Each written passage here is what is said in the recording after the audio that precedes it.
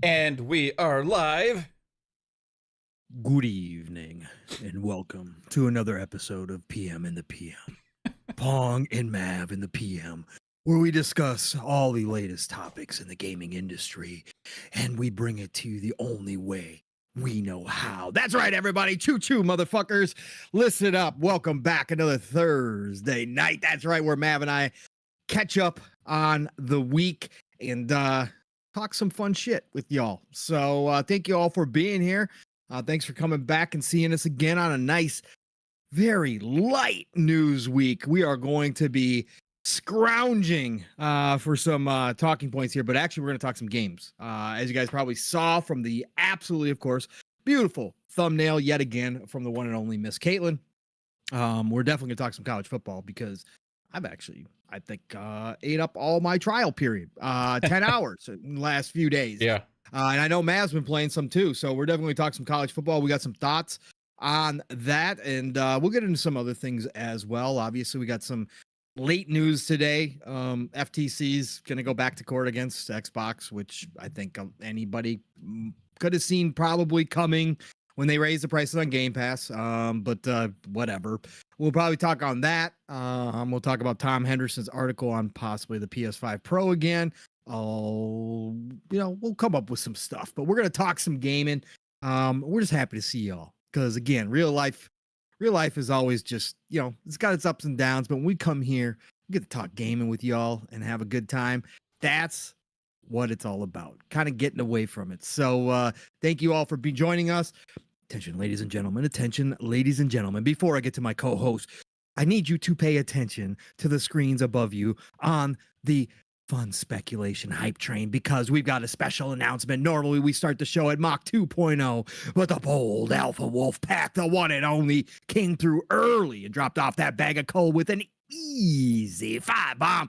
Got us up to a Mach 2.5. So as you are now aboard this train, please do pay attention to the attendants as they walk around and help you make sure those 4-point harnesses are locked down safe because we want to continue to provide you ad-free content in 2024.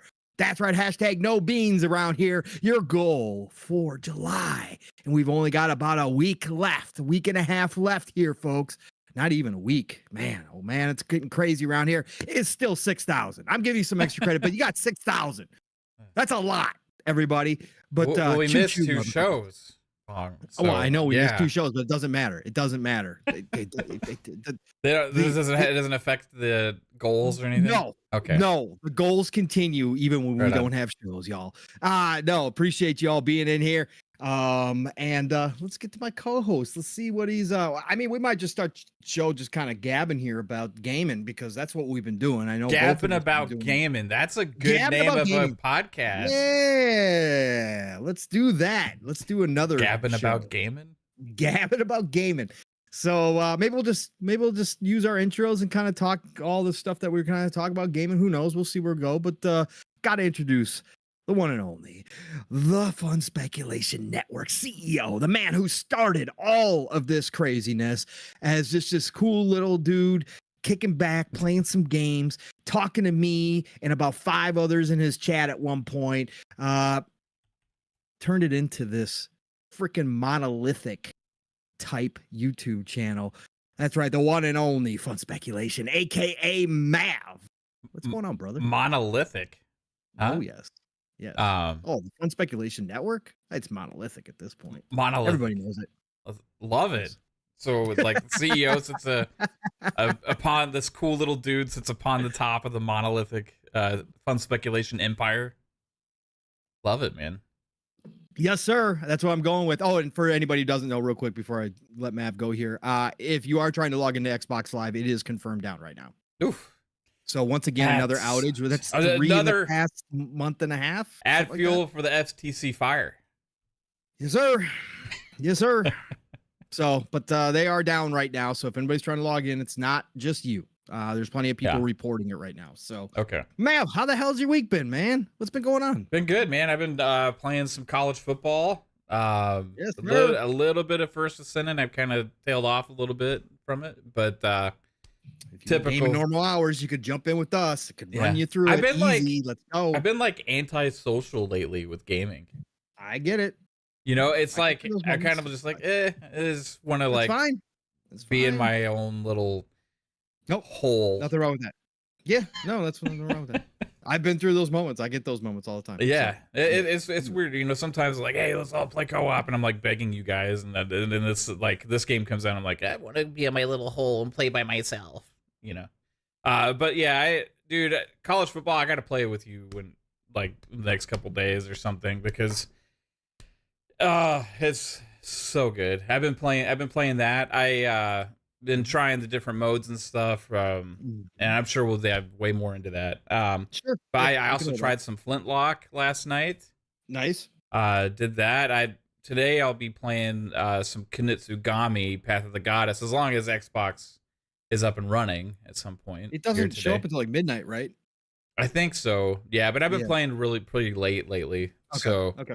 yeah, I'll be diving into that tonight. And other than that, man, yeah, just been kind of working and just doing this and that, bro. But Nice. it's been nice and chill gaming lately. I really enjoyed playing. Like I've become like a cloud gamer almost lately. It's pretty fucking That's really weird. weird. It but is. Yeah, that is. It's strange, man. But like, dude, last night I booted up Flintlock. Yeah. And I started like capturing videos from my phone of like my setup that I've been playing it with because like this was just like the Game Pass app on my tablet. Yeah. And I was like, this is really good. Like it was really, really good quality. I'm telling you, they're making strides. I keep saying it over and over again. I didn't get any like some of that anyways. I didn't get any tearing. There was no like pixelation. Like it was just a clean image and it was smooth and a smooth frame rate and stuff. And I was like, you have good internet. I do have good internet. Yes. Yeah. You do. But yeah, and I know that's not going to be the same for everybody, but I was pretty like, wow, this is pretty insane. And this was after the news of the Nvidia stuff, which I'm sure we'll get into that as well.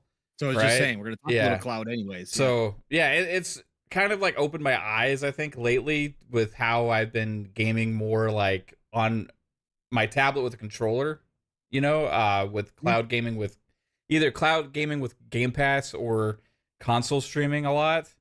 I'll just like chill in the bedroom and Kate's next to me. We're watching whatever. We've been watching Skinwalker Ranch, you know. Okay. And we need to launch another rocket. I can't understand how this is possible. There's no explanation for it. So let's launch a rocket. Yeah, it was just like addicted to Skinwalker Ranch. And anyway, like we just been into that, and I just like chill on my tablet, like and play games, and just kind of migrate to this and that, and I've been loving it. But I also play up here and on my PC and you're turning into on my a Gen Xbox and stuff. Yeah, I guess. In game playing. I think my attention span is just like really all over the place right now because I'll be like working, I'll be like watching YouTube, I'll have like my Xbox on right there. Sometimes I'll grab my controller and play on that. Sometimes I'll like switch over and play something on the PC. Then at night I'm doing that. No, you know, no, masshole. That's not a porn. That is not a porn. That's a Night Turtle says that's a great show. Like it. Yeah, we've been binging it. Like we like a lot of Josh Gates stuff usually, like Expedition Unknown or Expedition X, which is like the paranormal one. But then the Skinwalker Ranch one we never got into, but it's like the Secret of Skinwalker Ranch, and it's also I think made by the same people that make the Curse of Oak Island show, which we also like. But this one we just started getting into, but it's more just hysterical for us because like we watch them and like the personalities of the guys and the shots they take of their faces every time anything happens, like the disbelief, and then their solution to everything to test anything is launch another rocket. I just absolutely love it, man. It's great. I used to watch the Bigfoot guys. The Bigfoot guys crack me up too, bro. I just love it. I mean, there's some weird shit going on above that ranch and below it for sure. Yeah, there's something to it.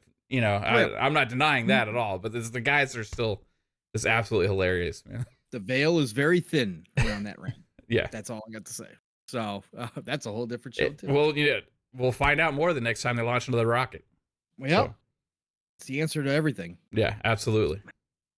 Anyway, what have you been up to, man? Not a whole lot. working out and fitting in gaming where I can. But I have, well, Masshole, first I'll answer your question as far as college football goes. No, I have no college allegiance whatsoever. Zero college allegiance. Okay. So because I was never a massive college football guy. I watched college football, but I used to watch the bigger schools because I was always looking for the NFL prospects, the rookies that were going to be coming in. That's why I watched college football back in the day. I never got into college football watching it like that. So I never, again, I'm from Minnesota, but Gophers didn't mean shit to me. They've always been shit anyway, so it doesn't really matter. But they never meant anything to me. None of the colleges really have. I back in high school as a Florida State guy for a long period of time. But then I was actually accepted and was going to go to Arizona State. So I'm actually playing the Sun Devils right now. So I'm playing with the Sun Devils. Yeah, no, man, I'll start last weekend. First to Senate. The game, and now they've just announced that August 1st they're gonna have a huge content drop as well. New character Luna, which we knew about, and the ultimate of what's her name, Verby? I think it's Verby. And plus some other stuff as well, along with a patch. But First to Senate last weekend, I told you guys I was way ahead of Steel. Then Steel's week off because he works a week on, week off schedule. He obviously blew by me, beat the normal campaign, and was ahead. So I called him in, and then of course him and I were playing, and because I was stuck on Pyromaniac, the Colossus Pyromaniac, and so I called him in. We started playing. And then the one and only Bold Alpha Wolfpack wanted to invite, so we got the Bold Alpha in there, and us three ran through the campaign on my side, finished it all off. Actually went beyond that and beat the Hanged Man as well, which a lot of people have problems with. We beat him in the second time out, which was freaking fantastic. That game is awesome. This is all I'm going to say. That game just gives and gives and gives for me as a looter shooter. For what I look for the dopamine hits that I'm wanting, for the style of play that I love in those types of games, this thing's got it all. So the First to Senate, beat it. Now it's on Endgame. Now it's time to start, looking for different builds, to start collecting the necessary items to open up some of the other characters, and all that kind of stuff. Kind of decide where I want to go there. But I got Viessa became my second. She's the Ice Queen, one of the first starting characters that you can choose from the first three. Got her to level 40, maxed her out. So that's where I'm at. I'm at the end game now. So, but really love it. Really love the First Ascent. I'm going to keep playing it. It's going to be in my rotation. I'm planning on it for sure. There's obviously other games coming out that I'm going to be playing. And obviously this week, for so far during the week, I haven't touched First Ascent because, like Mav said, I've been playing college football. So like I said, real life college football never really did it for me. I was always an NFL guy, more so, a lot more so. But as far as football goes, as far as video games go, definitely played my fair share of NCAA football back in the day, especially when Madden went down the shitter, and really did not live up to what it used to. Well, listen, I'm still a 2K guy. I will always say 2K5 is better still to this day than any Madden they've brought out in a lot of ways. But NCAA did things a little bit differently back in the day. And of course I had a lot of buddies who played it. So I played my fair share. I haven't touched. I mean, I always, when the new Madden drops into EA Play, I will download it and I will play it. Now you guys might have seen me and Mav play against each other a couple times over the past couple years. We've made it a holiday where we play one game against each other and he kicks my ass. And I will play, I'll play around with the game and check it out, but uninstall right after that. Like I don't play more than for a couple hours of Madden and I'm cool. I'm good. I don't need it anymore. I kept getting more and more excited from the way people were talking about college football 2025, because as it was well known back in the day, there was an internal competition between those two teams because they were separate teams. Yeah. And that internal competition actually caused Madden for a while to adapt every year and to change and to actually put some effort into their games. Now, Sometimes it was better than other times, but NCAA brought a lot of goodness to Madden. And that internal competition, the NCAA squad, the dev team, always wanted to outdo the Madden team. That's why it became so beloved. That's why up until College Football 2025 came out, you could not find an NCAA 2014, which was the last one they put out, for basically under $80 to $90. Most of them would sell in the hundreds. I sold one all scratched to hell, but it still played, but didn't have the original instruction book, and the disc was scratched to hell. And I still sold that for like $85 last year. I saw a copy today at GameStop. Yeah. I was at GameStop today, and I saw a copy that had a copy. It was $74. It's nuts, but prices are dropping dramatically now. Because why? Because a lot of the old dev team came back to do College 25 for EA, and guess what? EA's got a freaking winner. Okay, EA, listen, game's not perfect. The announcing is atrocious. Okay, I'm just going to come out and flat out say it. The announcing is absolutely atrocious. Man, I don't know how much you've listened to it. Oh, yeah. I don't know how much you paid attention.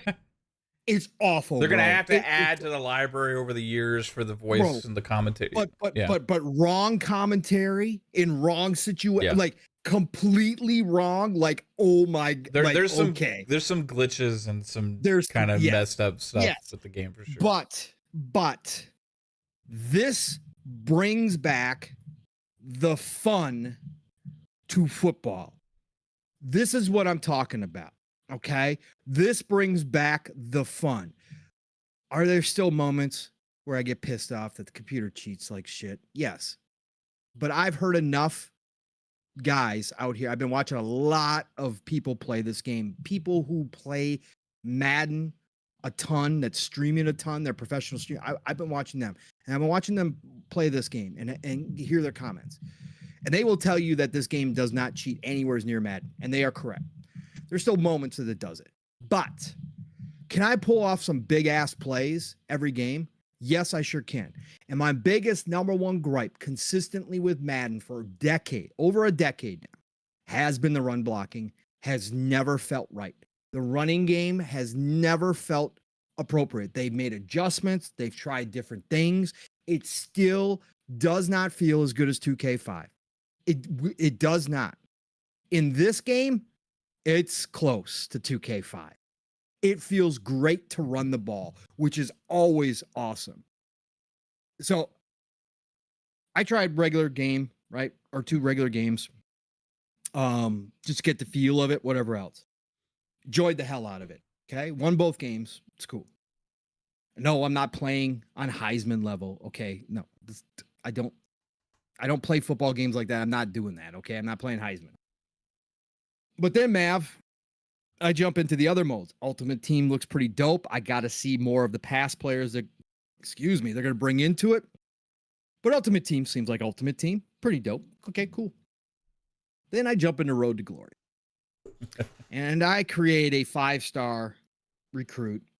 Of course, I'm not. Yeah, I'm curious about your journey with this, because I went the opposite route, and I gotta go back and change. Yeah, I couldn't do it, man. I couldn't do it. So I just went 5-star recruit. Of course, quarterback, right? Pong Sol, going to Arizona State, right? So I didn't go big. I didn't get myself, because you get set up, you answer some questions, and then they give you a list of schools that are interested in you, and you can kind of pick where you want to go. I could have picked some big programs. I could have gone to some top 10 programs, right?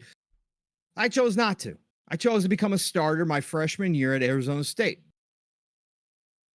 Listen, I will say this. The play calling, the AI play calling from the coaches on these teams. Again, I've only played Arizona State coaches. I got my head coach fired the first year. But I'm going to say you are reliant on the head coaches, the AI from the head coaches, because they're play calling. As you gain the coach's confidence, you get to change plays more often. But they still, when you go to change those plays, it's not like they open up the playbook like in a normal game to you. You get to only choose from 3 different plays that the coach gives you. So depending on how good your offensive coordinator is, AI-wise, you could still wind up with a whole lot of shitty plays to call in every situation of the game. That's the one thing I will say. Now, again, maybe on the better teams, it's not like that. Maybe in the different offenses, it's a little bit better. But I'm just saying, you're dependent upon that. What position did you pick? Quarterback. Okay. Oh, quarterback, straight up. I wanted the ball in my hands all the time. Yeah. So that's what we're doing, right? And I went big quarterback, Mav. I didn't do athletic, right? I did big, accurate, Roethlisberger type quarterback, right? 6'5", 225. We're slinging the rock, right? But my God, man, even through the bad play calling, even through the first season finishing, what were we, 4-7, 4-8? I forget how many games there are in college without the bowl games. Whatever it was, I had an absolute freaking blast getting my quarterback up. They do a nice job. The practicing is simple. It doesn't feel overdone like some of the Madden practicing did. It's easy to understand the skills points that you're earning as you go up in experience, and then how to spend those skill points to improve, on a quarterback, like accuracy or power or whatever the case may be, health, etc. Very easy to understand. But just a freaking blast, man. Powering through the week, making sure that you get your studying in, so you get your GPA up.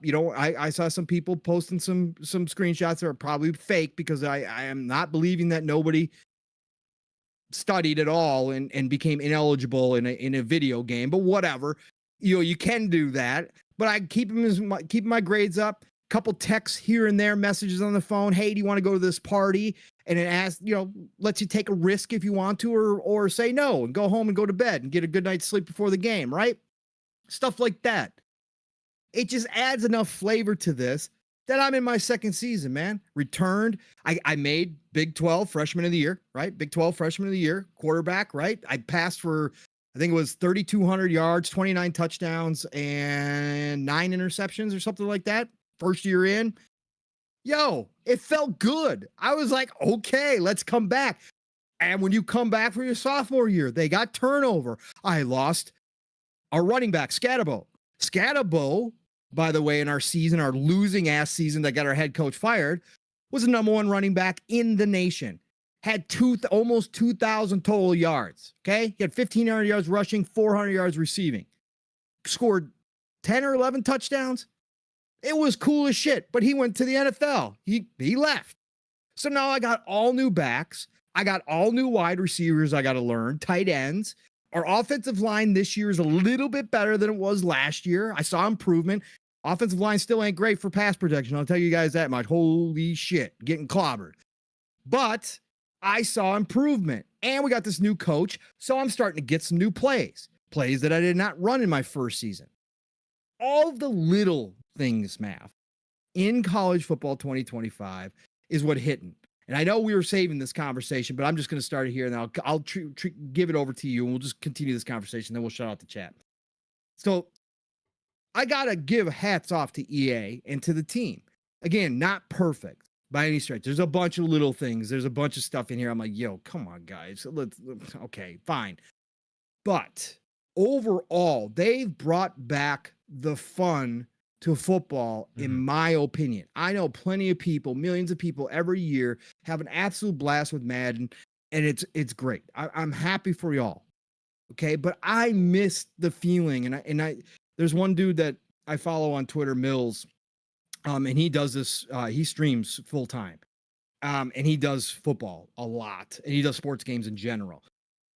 And he was talking about it. He said the worst thing that ever happened to sports video games was the word simulation, when simulation got put into it. Because when simulation got put into vernacular, all of a sudden he feels like there was a shift away from fun to more realistic, and more realistic doesn't always translate into fun. And what he said is that college football 25 definitely favors the fun factor side. And I agree with him completely that college football 25 brings back the old feelings of the 2K days, the old feelings of the Joe Montana talk footballs, the old feelings of even some of the early Maddens. This game gives you enough sim, enough of that realism to draw you in, but doesn't do it over the top. Doesn't always rely so heavily on the stats and every little tiny inch on the field. Oh, that's why you didn't make that pass. Sometimes it just comes down to good old lady luck more so than it does that stuff. And that's what I love. And I've been smiling again past 3. I don't know if I even have another hour to play with you, man, because I've been putting time into Road to Glory and just having a great time, man. You gonna get it? You think it's sold you enough to buy the game? I don't know. That's how I was gonna. I'm glad you brought this up because that's how I was gonna talk about. Because I'm going back and forth. Is it good enough to buy? Yes. If you're asking me if it's good enough to buy, absolutely.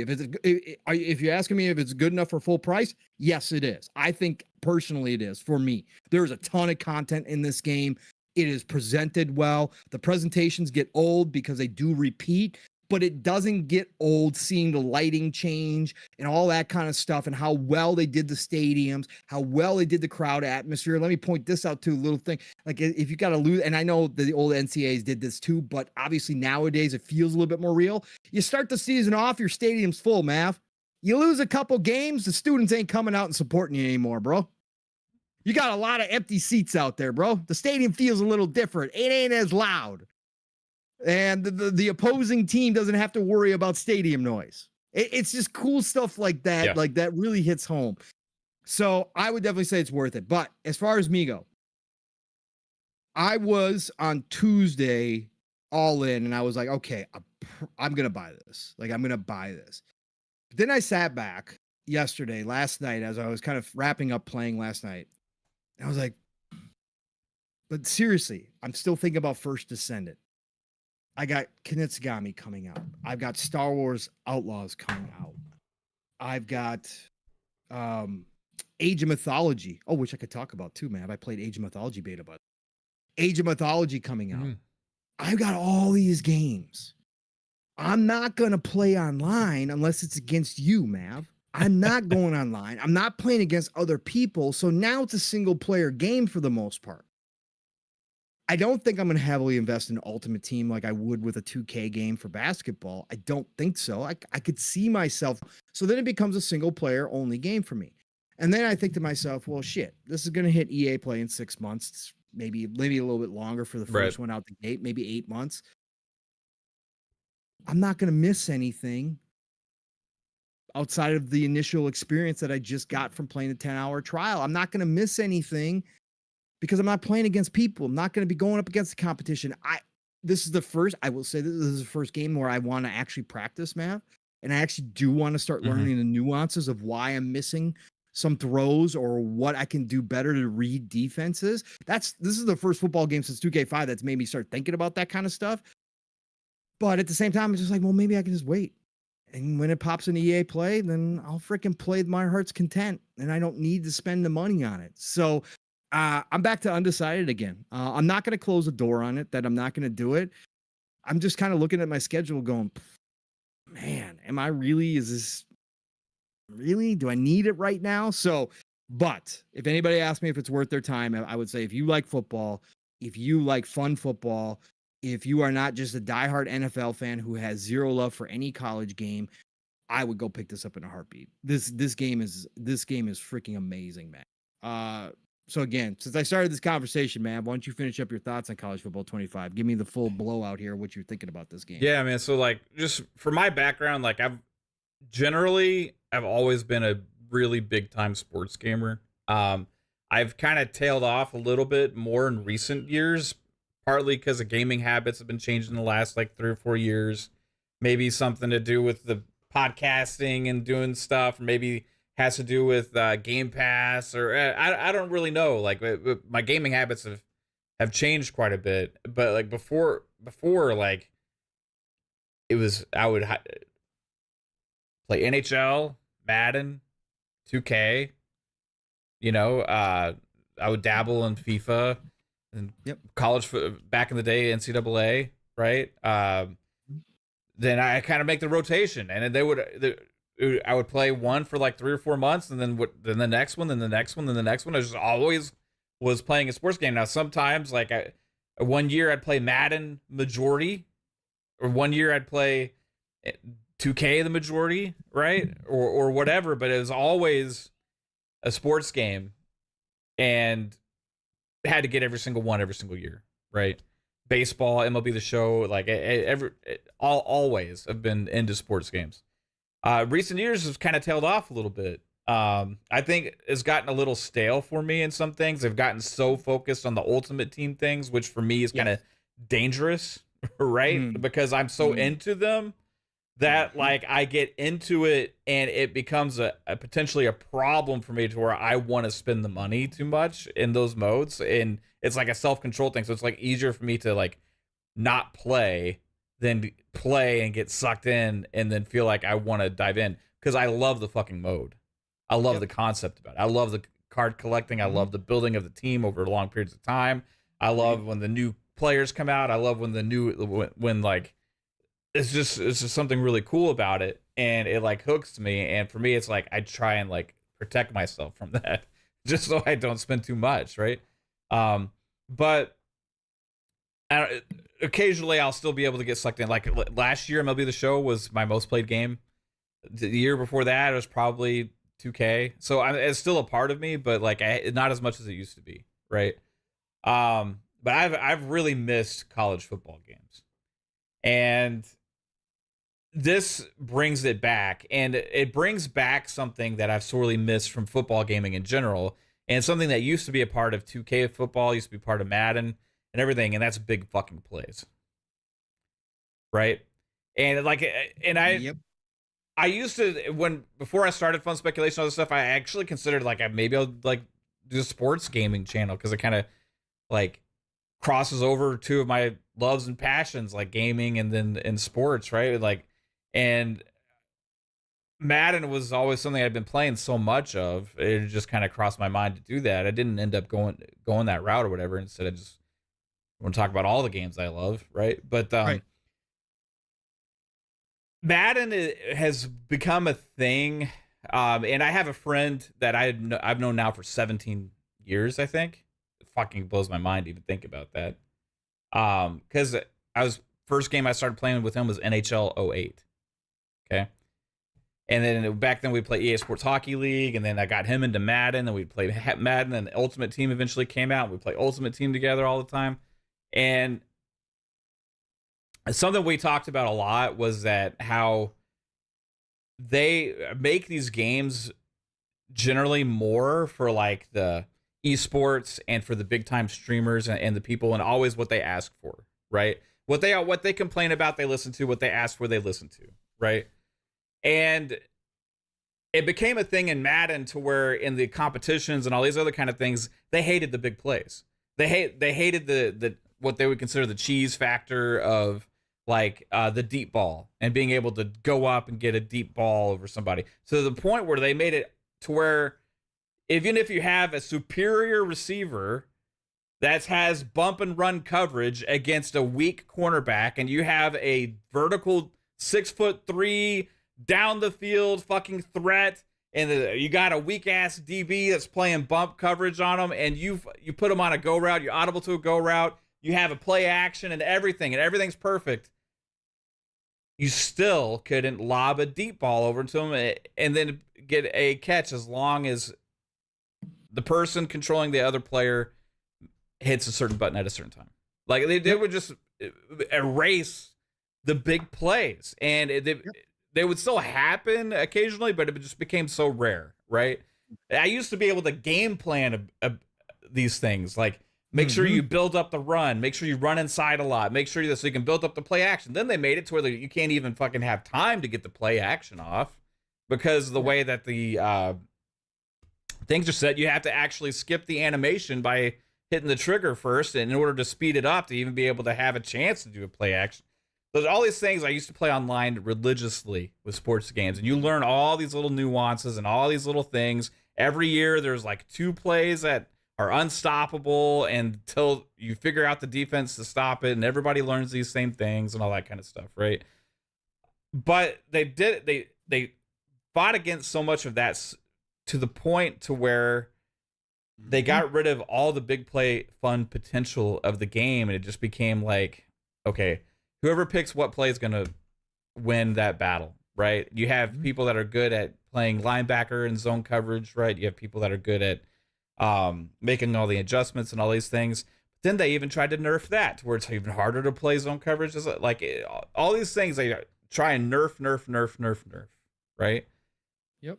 That's not fucking fun, man. No. That's not fucking fun. And I speak for like sports gamers in general. It's just like, don't worry so much about the 0.01% of gamers that are complaining about this shit, right? Like, there's 90% of people that just want to go out there and play a fucking game and have fun, and want to learn to be able to how to have fun and make these big plays happen and make these things happen. And it's kind of what I think people are loving about this game, and that they're not even going to realize. Later they'll start complaining about this shit. Once they get into the nitty gritty, they'll be like, "Oh, this is cheese. This is like broken. This is blah blah blah," and then they'll fix all that, and eventually it'll become a worse game. But hope not. It'll happen, because it happens every fucking different team though. But it's a different team. I hope so, right? But like college football is about big plays. Yes. Right? And if they like, that is, I think, what people are discovering is, hey, all this shit we've been complaining about all these years over these other things and getting them to take out of these games, you know what? Like, hey, it's actually fun to have this stuff happen in a video game, especially about football. Who would have thought you actually want to be able to complete a 40-yard go route and catch it down the field, and actually be able to run after the catch, or make a juke and make a couple defenders miss and all that kind of, like, who would have thought you want to be able to have that kind of fun in a sports game, right? I'm just super glad that this brings back the core elements of what's fun about playing fucking football, right? Yep. And let us live the fantasy of having that happen. I've been dabbling in Ultimate Team. I've been dabbling in Road to Glory. I just did some Play Now and all that kind of stuff. I have a little bit of a different experience so far with Road to the Glory mode, because I wanted to go the other route. I was like, okay, a walk on. Yeah, the underdog, which was like this level, like rated 60 or something. I was like, I want to like take it. I want to be Rudy, bro. You know, I want to take some fucking guy and like win with my heart and make the team, and then like eventually like be great and stuff. And it's I've enjoyed the mode so far for the practices and the making the decisions and stuff. Sure, but I haven't been able to fucking get on the field. The only team that actually had a good amount of interest in me was Army. Yeah. Nice. So I went with Army. Right. It said it was a good scheme fit and all that kind of stuff. Right. So I went and signed with Army, and other than that, like, I'm number 4 running back on the depth chart still, and it's almost the end of the first season. So I'm still trying to win the coach's faith and confidence. Eventually, I'll be able to get third string, and maybe I'll get to touch the ball once per game. I'm hoping. And then, you know, it's a journey. Like, I got to get there. I'm hoping by season 3 of my college career, I will. Junior year. I should have asked for them to redshirt me. Yes, you should have. But I don't think that was an option. And if you're wondering, they do have the transfer portal as well. So you could transfer at any time as well. Right. Which is dope. So, but yes, I can't imagine, man. I'm just doing that stuff, and eventually I'll get up there. But I did running back, because I want to be that like guy that like fucking touches the ball constantly and makes big plays happen and trucks people and stuff. But the practices are fun with that and everything. I like the mode a lot. It's kind of pretty straightforward and stuff. Yes. And sometimes these sports games get a little convoluted with some of this shit, you know? And it becomes like, it's not fun when it's like so much, you know. They got the balance here, you know, I think, with being able to get into the things quickly and still be able to have some decisions and different things you do to manage and stuff like that. But yeah, they did a hell of a job, man. And I am definitely going to be getting it, and this will be my new shit. So it's awesome, bro. That's all. I knew you would love it. Yeah. I just knew you would. I'm just so happy that all the early thoughts from the people who got their hands on it, like that swell of positivity was like legit. Like more people that are touching this, like I said, I see people every single day. You're right, Matt. Maybe the hardcore will start eventually nitpicking and starting to tear apart. They will, because they'll be in the competitions and somebody will hit a Hail Mary or over them or something, like, oh, this is fucking bullshit, and then they'll complain about it, and the next year it'll be nerfed slightly. But maybe it'll be accepted. because it is a different game from Madden, right? Maybe Yeah. it'll be accepted that this is college football now, and like Yeah. this is the NC, this is, I mean, it's called college football now, but this is the old NCAA too, because was a part of that Yeah. game too. You could hit the big plays because, like you said, that's a part of college, because you're not talking about every single player on the field being NFL talent at all any given time versus Madden, right? Where you're facing NFL talent every single time. College football has kids make mistakes. Even the top kids make mistakes in college. That's how it goes. Yeah. Like that's a part of the process. But like these guys with these like the pro gamers and all this stuff, that like they would rather they would rather not coach real regular football. They'd rather play and do this video game like stuff where they can cheat the system, and they don't like their stuff getting beaten. Right? They want to be able they want to be able to have everybody up on the line on defense, close in your DBs and have them completely not even in front of the receiver. So even if you're going against like 5 wide and you have like people uncovered and there's nobody, not even any fucking linebackers or safeties or DBs upfield whatsoever, they still want to be able to cover those fucking receivers. Right. Which is this broken bullshit. It doesn't happen in football. It's not a real thing. If somebody ran a play like that, it would be it would be a touchdown every single time, right? Yeah. But in video game broken like play calling stuff, they want to be able to make all these adjustments real quick and do all these things on the fly and have this weird glitchy defense thing that they call be able to work. And that's bullshit. But that's what they want. That's what they complain about. When it gets beat. It doesn't make sense. Back in the day, even when like people were complaining about these cheesing and all this other, I'm sorry, I'm going on a rant about this. But back in the day when people complained about the cheesing or people making big plays and all this stuff, it was never an actual problem, because if you knew how to actually defend it, you could defend that stuff, right? And sometimes still a play happens, right? You can have great defense, somebody makes a great play, rare situations, right? But like, it just doesn't make sense, the stuff that all these people would complain about versus the stuff that they do when they're playing the game and they expect to still be able to play defense or play. It's just broken. It is. It's done. Again, I don't play online. I don't play against people, so I never really get into that, other than if I'm playing against a computer and they had souped up the computer AI so ridiculous that it was dumb. And it wasn't just me. Again, I know the NFL game. Yeah. Watched NFL since I was a kid. I was a super fan of the NFL. Fantasy football for 20 plus years, 25 plus years. Like, I studied football. Like, yes. Am I still a fan because I never coached it? Right. Correct. Yeah, of course. But I'm one of those dudes who recognize defenses. I'm one of those dudes who could call out what, plays as they were happening. So I know football. So it wasn't me not knowing how to beat a defense. It's just garbage. And I hate that. Mm-hmm. I got a example, playing on this. And I got to say this too, real quick.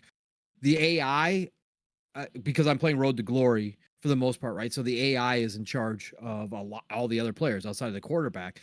They actually are really smart. Like, they're not like totally smart, like ridiculous. They make dumb mistakes too. But I got to say, when there's an open hole for a running back, like, they're seeing it most of the time if they're a good running back, and they're hitting the hole the way they're supposed to. They're not dancing around. They're not trying to do some bullshit. And I had one call the other night, Mav, where almost exactly what you were talking about. They came with full press coverage, right? Rolled the safeties up into the box on a blitz. So I had man-to-man press on the outside, and my 2 new wide receivers this year, one's a junior and one's a sophomore, both have speed and both have height. And I knew one of them should be open, and because I had slants. I had deep slants on, right? I knew one of them was going to break open across the middle, and there was no center fielder whatsoever. Mm-hmm. And when the play snapped, sure enough, safeties didn't roll back. Not one of them rolled back. So I looked left. Dude was covered over the top. I look right. He is just breaking by the cornerback. Yeah. And I launched that sucker within maybe a second and a half, 2 seconds, led him the whole way, and it was a touchdown, just like you said. Yeah, that's the way it should be, man. That's you should the be way able to read it and like beautiful. Yep. Man, I used to love when I would see these guys do these like stupid defenses and stuff. I'd be like, because I'll be running the ball, right? and then they would just sell out, and then they would like start closing everybody in to try and stop the run because I'd get them frustrated with my like 4-yard gains constantly or whatever. So then they were like, oh, I gotta call this defense where there's no fucking secondary or some bullshit. I was like, oh, okay, audible go route to the fucking X receiver, you know what I mean? And then just fucking launch it over. It was like a touchdown every single time. There was a time in it, like ESPN NFL 2K5 back then, they used to be able to have so much strategy and stuff, bro. But like even back then, they would reset the leaderboards. It used to kill me. But like I would always try and get like, there's times I would get like top 10 on leaderboards and stuff back then. Like, and I would play that shit so much. We would get in so many arguments, and I missed those like times. But like they would reset the leaderboards because of complaining again, and then that was the last game we ever saw from them. It's a shame. But I used to just blame EA for this. Right. Now I blame 2K as well. Yes. Because we know what happened with the NCAA license. You know, EA lost the NCAA, had issues, all this other kind of stuff, right? Why didn't 2K go and make a deal with college football and get all these teams and all these things happen? They could have done the same thing. They could have went the same route that EA did. They could have done all these deals, right? They rested on their ass and just decided that it wasn't worth it, you know? So Strauss ain't about that life. He ain't about that life. You don't care. They used to be like, it just kills me that they had they had the best football game ever, man. And like, they just let it go away. They let EA do the licensing. And then even then it turns out, hey, they could have found a way to get around the NCAA license. You know, they could have done this same thing that EA does. I don't know. I don't know. And we got word today from Steven Zutillo, potentially that 2K isn't even doing the NFL arcade game anymore. Yeah. So I would be really upset if that's the case. I think that's probably the case, bro. They haven't mentioned it in forever. Like I'm saying, they haven't mentioned it. They mentioned it in all their investor calls up through 2023 and then stopped and changed. Yeah. And then Steven Zutillo asked for a comment from the NFL and from 2K on the licensing deal, and both of them gave no comment. Yeah. They just don't want to spend the money and aren't interested, and they're just gonna be happy with 2K, with NBA. They're happy dominating that sport, right? Mm-hmm. They got it. I mean, it wasn't just football they got out of, right? Baseball, baseball, hockey, right? Mm-hmm. Tennis. They brought back tennis this year. Yeah, but like they gave up on all the other ones besides basketball. Yeah, because it's a money printing machine, and they got GTA. They're like, hey, it's like they're like, well, they'll let EA have football, we'll take basketball. Yeah, exactly. I mean, they tore EA a new one in basketball. Yeah, Sony's got baseball. Yep. And EA's got soccer as well, but there is a little bit of competition there with Konami, but not much. We'll see, but that's the biggest difference with sports video games now is that. Back in the day, there were so many companies making games of sports. Like, it was ridiculous. There was so much competition. Everybody had to differentiate themselves. Everybody had to one-up each other. There's room. There's room for more competition, but nobody's going to do it now because the big players are making way too much money. And then they're black holes. But again, that's why I love to see EA do it the right way with NCAA, not just reskin Madden with college football, but to actually bring in some of the original devs back who were always thinking of new ways to improve NCAA. And for a first outing after 10 years of being gone, and yes, obviously they've got a lot of the framework through the Madden, right? They've got a lot of the framework for the game there, but you can see that they put a lot of thought into what's NCAA football meant to people and how to bring it back in 2024 to make it worthwhile for people to jump back into. And they've seen it. Word is, everybody, nearly 1 million players playing early access. Yeah. Bro. NCAA 2014 sold 1.5 million total copies. So even back then, of course, nobody thought that it was going to go away. Nobody knew that they were going to stop making it back then, right? But 1.5 million copies, and they had almost 1 million people in early access in this game. Like they are on the road to having a massive hit this year, like massive. And the Madden team should be a little bit worried right now that they're going to take away some of those players. There will be people who no longer buy Madden that just play NCAA year round until the next one comes out. And you want to be for people that say, "Oh, it doesn't matter because it's just EA." Yeah. You want your team to get more support. Like if you're a dev studio, you want your team to be the number one team, right? So yeah, that will create some kind of competition there because like if they see, hey, well, this other team's doing better, they're going to get more investment, they're going to get more all that stuff, right? So yeah, it's good that it can still create some competition. Love there. It internal competition is good too. If you're not going to get it from the outside, you might as well get it internally because it does make everybody better at the end of the day. Real quick, Matt, before I shout out the chat, and you guys are absolutely incredible. I see you guys all in here. A lot of football fans in here. A lot of people excited for this stuff. It is kind of universal in a lot of ways. Even I had friends who weren't big sports fans that played sports games back in the day. Like that was the thing. Like they didn't know all the players, but they had a freaking blast playing football or basketball or baseball or whatever with everybody. Like that was how good sports games were back in the day. And I think there's a lot of people that are like that. Again, not everybody pays attention the way they used to sports like me, but there's just something universal, especially when we make a fun sports game. Like again, that's why I got into 2K a couple years ago. Again, got it hardcore into 2K. 300 plus hours playing with Dealer, playing with you, getting my, it's not what is it called over there? It's not Ultimate Team. What is it?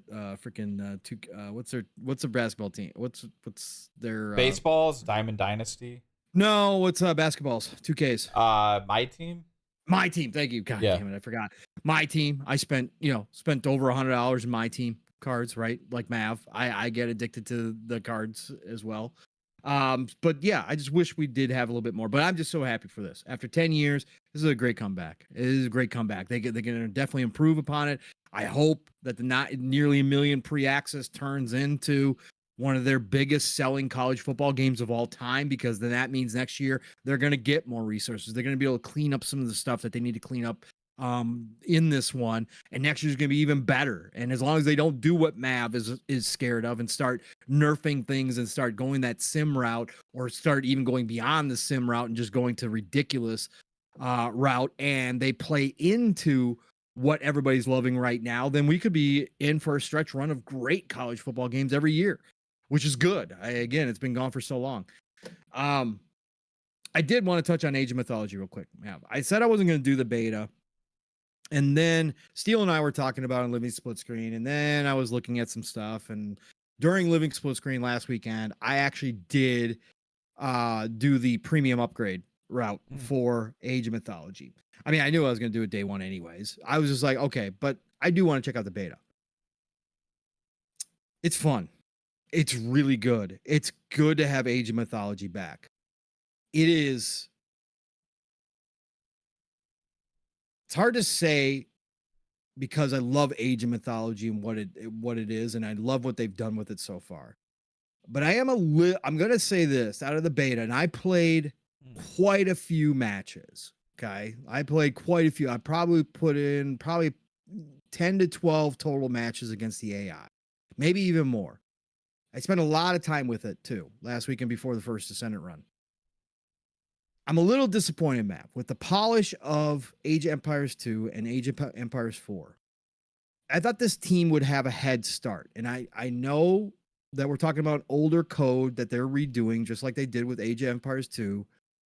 I know they had to rework a bunch of stuff, so this was not like just a straight port, update the resolution and call it a day. That's not what this was. But with all the knowledge that Age 2 and Age 4 have given the teams over there, I was a little shocked about some of the stuff I was seeing in Age of Mythology. And again, I'm still here to say that it was damn good. I was having a blast bringing out the Titans again. Nothing like it in the world. In fact, I was bringing out 2 Titans during matches. It was freaking awesome. All the selection of gods, I didn't have the full selection of gods and goddesses yet, but the selection they did give was freaking amazing. I was trying everybody out, trying out all the special powers, special effects compared to back in the day. Sorry, it's ridiculous. It's a whole different world now when that stuff happens. They kept it away from the realism of Age 2 and Age 4 and definitely made it more fun, colorful, more in line with mythology, right? It's really great. It's got its own look.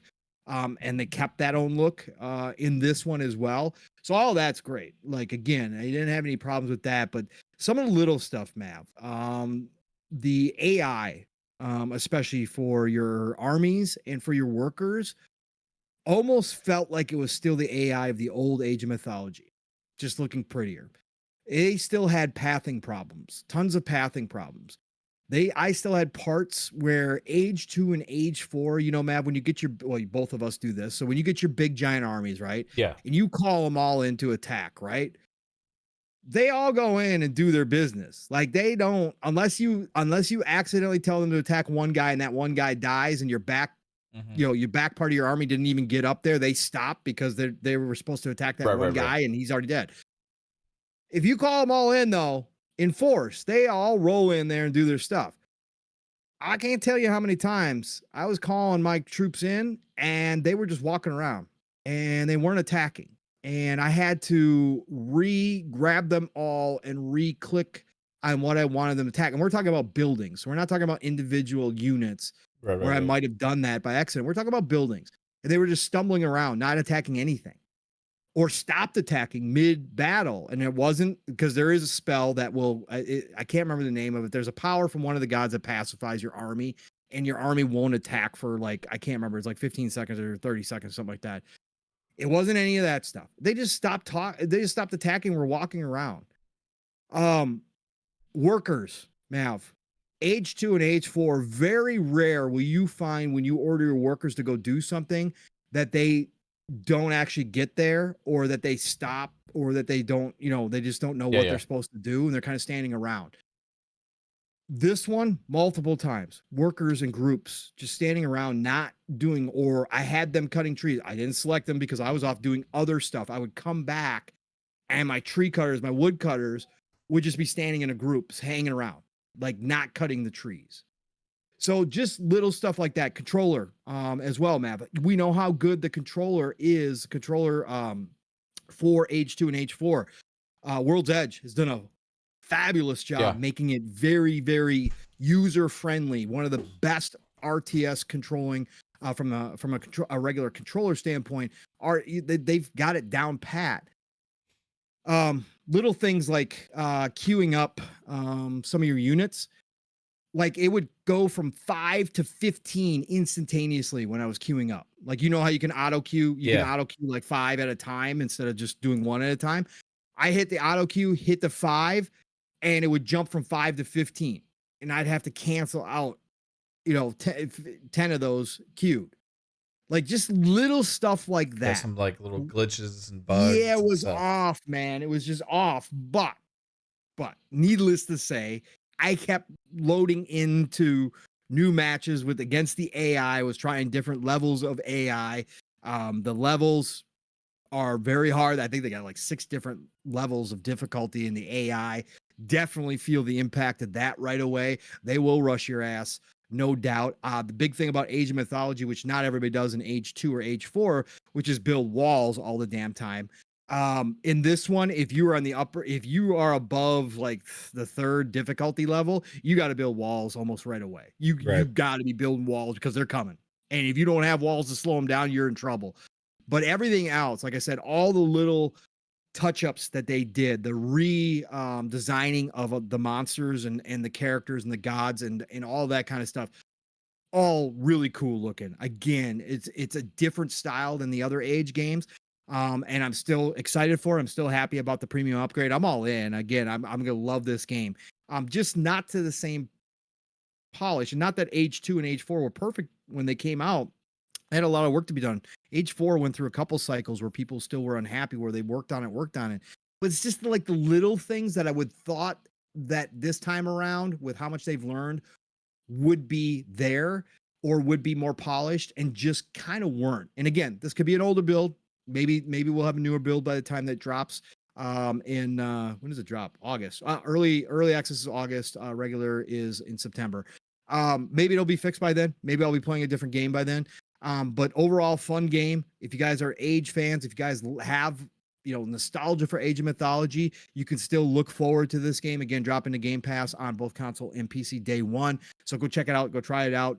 It's all there. They got to touch up some stuff though. But I had a good time. I did have a good time with. I was smiling the whole time. What do we know how old the build is? I don't know. We don't know. We don't know how old this one was. And they were taking tons of feedback. That they did this beta specifically. There was a ton of people on Reddit pointing out. They had Reddit, they had Discord up, they had a bunch of different places. They were taking full feedback. They were on X saying, "Hey, we are reading all your comments. We are taking all this internally. We are going to be working on this stuff." And a lot of the comments were a lot of the stuff I just pointed out as well. So it wasn't just me experiencing it. A lot of people are experiencing it. So I think the team is definitely working, and they're still working up to launch. So I'm hoping we're going to have a little bit more polish on this thing before it comes out. But overall, experience was Age of Mythology. They didn't change the feeling. I saw a couple people out here, as always, in the 2020s on social media going, "This ain't my Age of Mythology. What the fuck you do to my Age of Mythology?" No, motherfucker. They told you all they were going to fix it, and they were going to make it more in line with what they thought they could do. And I can't complain from the stuff that I saw. There's a lot of stuff that works better. There's a lot better balancing overall of the units in this one than the original Age of Mythology. All the gods feel viable in this one, whereas back in the day, some of the gods weren't as viable. Everybody's powers actually are effective in this one, which is awesome. And let me tell you, calling down a meteor storm or calling in an earthquake that shakes apart the entire city or a lightning storm, holy cow, like leaps and bounds ahead of what we got back in the day. And again, the monster redesigns, the unit redesigns, most of them are all amazing looking. Love it. Like from the Minotaurs, all of them. They all look great. The Cyclopses look great. The Titans look fantastic. And again, opening up 2 Titan gates at one time and having both Titans out there, man, I pulled myself out of some sticky situations when I was playing a little bit harder difficulty. Again, I'm not Boxenberg. I'm not playing at max levels or anything like that. But I was playing a little bit higher difficulty. My AI partner got wiped out almost instantaneously. So it was 1v2. And it took me 45 minutes. But my God, I was the only one to get the 2 Titans out. And once I got the 2 Titans out, even though they had wiped out a lot of my army, those 2 Titans, even the score, I took down both of their Titans and leveled out their cities. It was a beautiful win. So still got moments like that in there. But yeah, just wanted to touch on that a little bit because I did play a lot of that last weekend. So yeah, I'm looking forward to playing it. It seems like for the most part, everything you mentioned is like little things that I'm hoping are easy to fix. It is, so like it seems like stuff with like some of the AI and tweaks to some of the systems mainly. So the fact that you're having a lot of fun with it, it's the most important thing for me. So I'm looking forward to it, and there'll probably be some of this stuff, I'm sure, when it still launches. But they've done such a good job with Age. Like I have faith with them in that team for this game over the long haul as well. And you'll love to know, Mav, I don't remember how much you remember of Age of Mythology, but in Age of Mythology, you go, they have open spots where you could start up a new city, right? And you can claim those spots. That actually increases your population too, right? So you can go grab those spots and continue to up your population, which is really nice as well. Yeah, so I was getting bigger armies, which was awesome. I still want to know what the other game they're working on is. Yeah, I know. We got to hear about that fairly soon. We should be able, and I can't wait to see Total War Star Wars. Oh my God. Yeah. I'm going to freaking, when they announce that shit, it's on. Oh my God. But we're going to have some fun. We're going to have some fun in Age of Mythology. I know you and I will be playing that together for sure. Absolutely. So we get Psycho play it with us and do his, we can just have Psycho work on his economy. Work on his economy. Just be, forget to make any army. Yeah. Just be the sitting duck. So that they all go after him while we build up, and then we can mop up afterwards. Then when we're on our final attack, he's like, "Oh, hold on, I'm starting to make units." Yes, although I'm not gonna lie, Jasper did save our asses a couple of times too, because Jasper, the master Jasper, of course, he just rolls in. What was he rolling? We were playing H2. He's rolling with the ninjas. Remember the ninjas when he figured those out? And all of a sudden Jasper's like this king, and all of a sudden all three of us are getting attacked, and Jasper comes in and evens out the battles. Every one of us. Yeah, saves everybody. It's like crazy. So much fun, bro. So much fun. Oh my god, I can't wait. Well, lots of good gaming talk there, Mav. Jeez, man, over an hour of gaming talk. That's what I thought we were gonna do. Video games. Imagine that. Gaming podcast to talk about video games. Not everybody does it, folks, but you get it here because you got a couple gamers. The rest of the show, we promise not to talk about games. Oh God, heaven forbid we talk about games on a gaming show. Anyways, y'all, I'm gonna shout out the chat right now because you guys are amazing. I see y'all in here. We got nearly 100 people checking us out tonight on a slow news week. Again, summertime. Just love y'all, man. So it's great to see all the familiar faces in here. We got the one and only Ray Oy jumping in here. We got the OCD Gamer, of course. We got the Bold Alpha Wolf Pack dropping on in here. We got the BT Maverick dropping in here. Great to see you. We got the Moon Man Spooky. What's going on, Spooky? Great to see you, brother. Thanks for dropping by. We got the Talos Ray in the house. What's up, Talos? We got Big Mad Mo in the house. What's up, Big Mad Mo? Great to see you, brother, as always. Who else we got in here? We got Nate Dogg in the house. What's up, Nate Dogg? Great to see you. Who else? We got, I got Soul in here. What's up? I got Soul. Great to see you, brother. Thank you for dropping in the show. We got It's Timmy. It's Timmy's here. What's up? It's Timmy. Always awesome to have you a part of the show as well, sir. Who else we got in here? Let me keep scrolling. We got the Brett Bingham in the house. What's up, Brett Bingham? We got the Zach Riley dropping in here. What's up, Zach Riley? Good to see y'all. Thank you. Brett Bingham says, fun speculation, Pong. So I'm an Oklahoma State fan. It is pretty darn close to being at an Oklahoma State game because the music, the PA plays all the same songs they do in real life. Yeah, and I got to say, when I fired the game up for the first time, and I watched that whole intro, Mav. Yeah. And they had "Welcome to the Jungle" from Guns N' Roses. I was like, "Welcome you to already the got jungle." me. Oh my Ain't no fun God. again. I was in heaven. I was like, oh, they pulled out an old song for me. Let's go. Oh my God. It was great, man. We got the Beer Baron in the house. What's up, Beer Baron? Love to see you in here, man. He says, don't hold your breath. It's EA. College football can turn into an MTX riddled mess anytime. You are absolutely correct. I'm never going to hold my breath.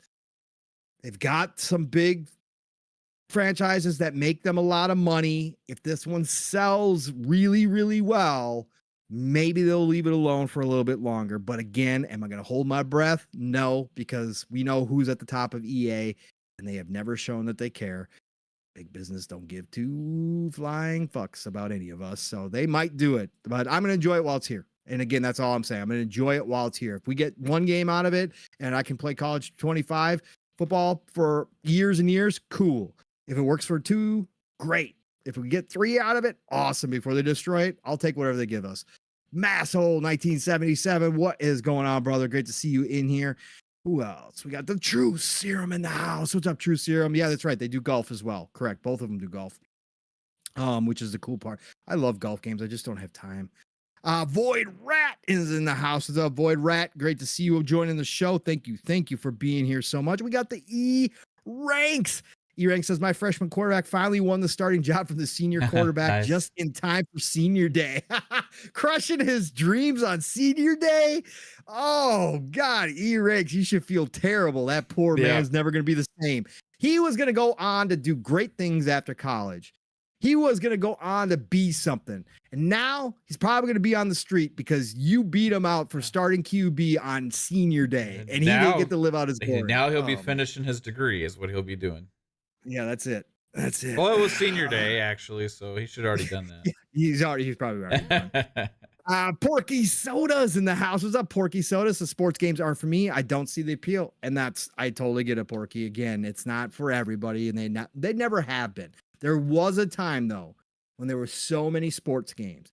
And there was sports games for because you had arcade, you had NFL Street, you had NFL Blitz, you had NBA Street, you had all these games that played all different ways, right? There was just a lot more mass appeal back in the day, like I said. Some people just aren't into sports also, which is completely fine. I mean, some people's like, I don't watch sports. And I'm like, okay. I don't watch sports anymore either. Again, I've tuned it all out. Now, do I hate sports? No, I don't hate freaking sports. I still get the idea of competition. I still keep up on some of the stuff, but do I watch them anymore? No, my life's changed. I'd rather play video games. I don't find rooting for these guys the same anymore. So it's just, I'm done. But again, I don't hate sports, but yeah, there's some people who just absolutely have no interest, and that's totally cool too. Yep. Cyber Gunters in the house of the best sports games I've ever played are Tecmo Bowl. Yes, yes, yes. Ding, ding, ding. Tecmo Super Bowl was freaking fantastic, by the way, back in the day. Madden 93. I can agree. One of the better Maddens for sure. NHL 93.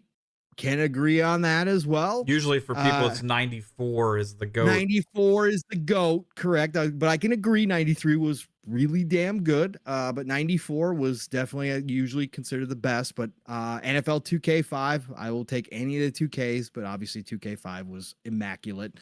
And NFL Street Blitz. Love Street and love Blitz. Was there a Street Blitz? I don't remember if that was a full name of any of them. But anyways, love both Blitz and Street for what they brought. Right? They weren't my favorite, but NBA 2K7 was the best NBA game ever. Yeah. ESPN NFL 2K5 is the best football game ever. Yep. Baseball, you would have to go back to like a long time ago. Yeah, I got baseball. There's so many that are kind of like close, but I used to love EA's baseball games way back in the day. Was it like Triple Play? So it's hard to pick a best ever baseball game. How about Ken Griffey baseball? Yeah, that was amazing too. There was a baseball game called Bottom of the Ninth, and it didn't have the licensed teams, but like it had fake teams and like players that looked like the real players. But you would just bomb home runs like the whole time in that game. Hockey for me, it was actually NHL 08. Okay. That was when they introduced EA Sports Hockey League. Yeah. And you would play online and teams and stuff against other people with like co-op, and you would actually have there was just so many great sports games over the years, man. But it's NBA Jam is still one of my favorites, bro. Yeah. NBA Jam at its height. If you guys weren't alive for NBA Jam at its peak, you have no idea how big NBA Jam was, bro. When you went to the arcades, people circled around NBA Jam. Like it was crazy. And again, a lot of my non-sports friends played NBA Jam a lot. Like we had so much fun. Oh god. Yeah. It was just tennis was Virtua Tennis was the best. Yep. Virtua Tennis was great. Fantastic. It, yep. And lots of good golf games too, by the way. Golf has always been done really well. Golf was great on the fucking Super Nintendo, man. Yep, it sure I was. played the shit out of that on Super Nintendo. There's a lot of good stuff. Man. The good old days. OCD, I think I already shouted you out. I see J-Mo Money in here. What's up, J-Mo Money? Says NFL Extreme with John Randall was awesome too. Oh my God, I forgot about that game. Good shout out, Jay. I appreciate that, brother. Big Bad Mo with the double dribble. Double dribble was a fucking goat, man. Double dribble. Oh my God. I used to kick my ass till she cried in that game all the time. Was there a triple play baseball? Was that one of the EA? You'd have to look it up. I don't know my baseball stuff hardly at all. My buddy played a ton of baseball. Okay, yeah. I think it was Triple Play 97. Okay. That may have been the year for me for where that was like my favorite. Where did I lose track? Isaac Hayes 85. What's going on, Isaac Hayes? Great to see you in here. Who else we got in here? I think this is about as far. Oh, Shangri-La for life. What is going on? He says the running is amazing. Yes, I pointed that out when I was talking about college football 25. The running feels good for a change, man. Like it feels really good for a change. I love it. Far Q, I see you in here. You almost snuck by me there, but I see you sitting in here. Let's see if anybody jumped in the bottom. So we did get, was that a super chat that I just saw? Yeah, there we go.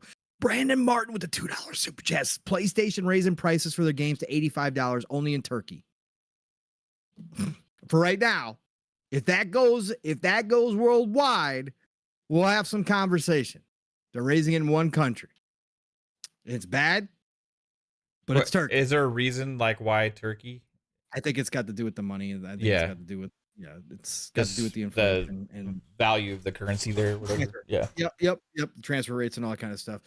I believe that's what has to. Now, if they start pushing that, Brandon, we'll be talking about it. If it goes worldwide, we'll be talking about it for sure. But I ain't gonna get over the top for the people in Turkey. Feel bad for them. Their medium income is terrible. So potentially, or most likely, the people who actually have PlayStation 5s there are the wealthy of that country.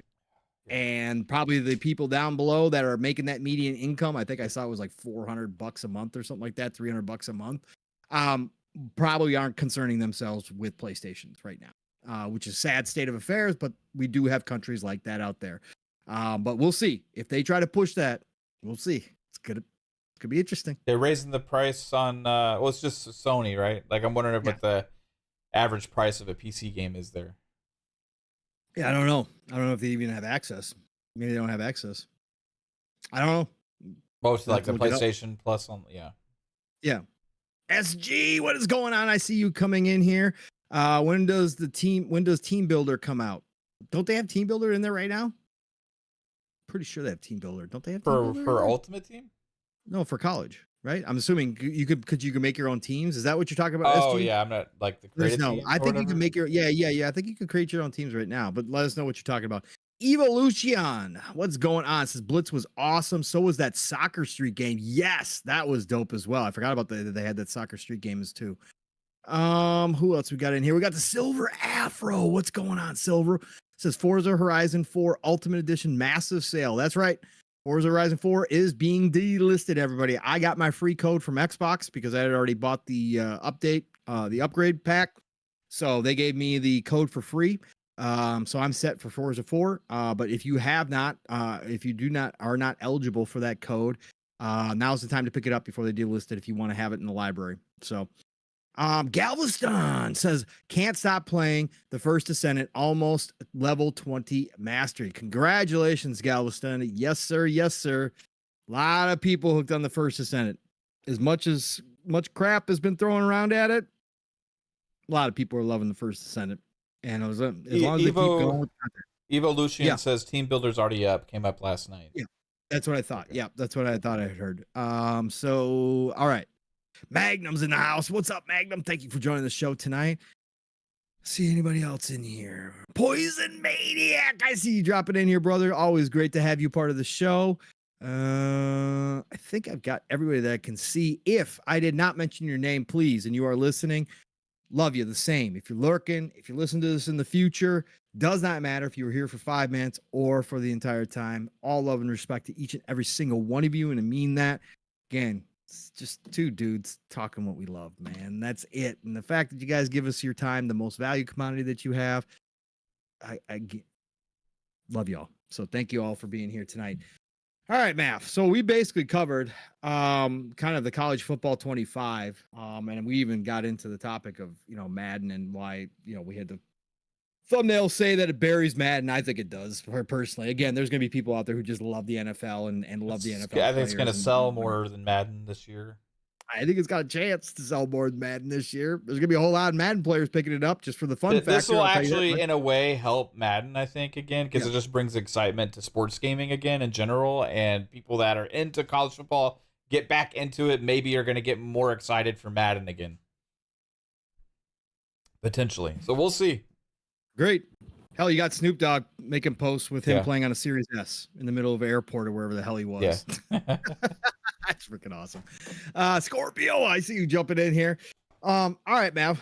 Where do you want to go? Because again, we don't have a ton of topics to get into tonight, but we do have a couple. You mentioned the Snoop Series S thing. That's been a conversation. Some people are saying that this game's success so far is moving the needle for the Series S a little bit. Some people are saying that. We could talk about that. Mike Straw Media, or this guy, he says, just how big is college football 25? I've been given some numbers to suggest that the last 24 hours have seen the highest number of Xbox Series S consoles sold since around the console's launch. Well, Mav, Listen, we're gonna find out because we'll eventually get the numbers and we'll see what kind of spike there was here. Um, I've seen other people run with that the Series S is sold out everywhere and all this kind of stuff. Okay, well, let's not get ahead of ourselves. Okay, listen, I think it's freaking fantastic, right? Xbox could care less for the most part about console sales. Yes, they still care. Obviously, it's a portal, it's an access point, but they're not out to win the console war anymore as far as straight console sales go. But when a game comes like along like this, Mav, and I want your thoughts on it, right? You see the impact that I did argue Phil against when he said there's not a world we live in where we come out with a Starfield that's 10 out of 10 and people sell their PlayStations and buy an Xbox. My point was never, well, no, you're not going to necessarily convert PlayStation players over to Xbox only, but will they go buy into the ecosystem if you start having great games dropping? And for anybody asking why people are saying this about College Football 25, it's because College Football 25 is next gen only, current gen only. So Xbox Series S is why Xbox made it. It is the cheapest entry point into this generation. And so therefore, there are a lot of people potentially who are still on Xbox Ones, which we know are over half, on PlayStation 4s, which we know are over half, that are now considering when a game like college football comes out, and we know we got GTA 6 around the corner, and we said that if Call of Duty had made the decision to cut off the last gen, they would have swapped millions over as well. When a game like College Football 25 comes out, people are going to go look for a way to play the game. And what do they see sitting on the shelves, man? You got options. PlayStation 5, right? You got the Xbox Series X, and you got the Series S all sitting there.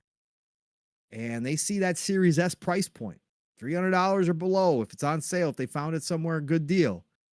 And they're going, great.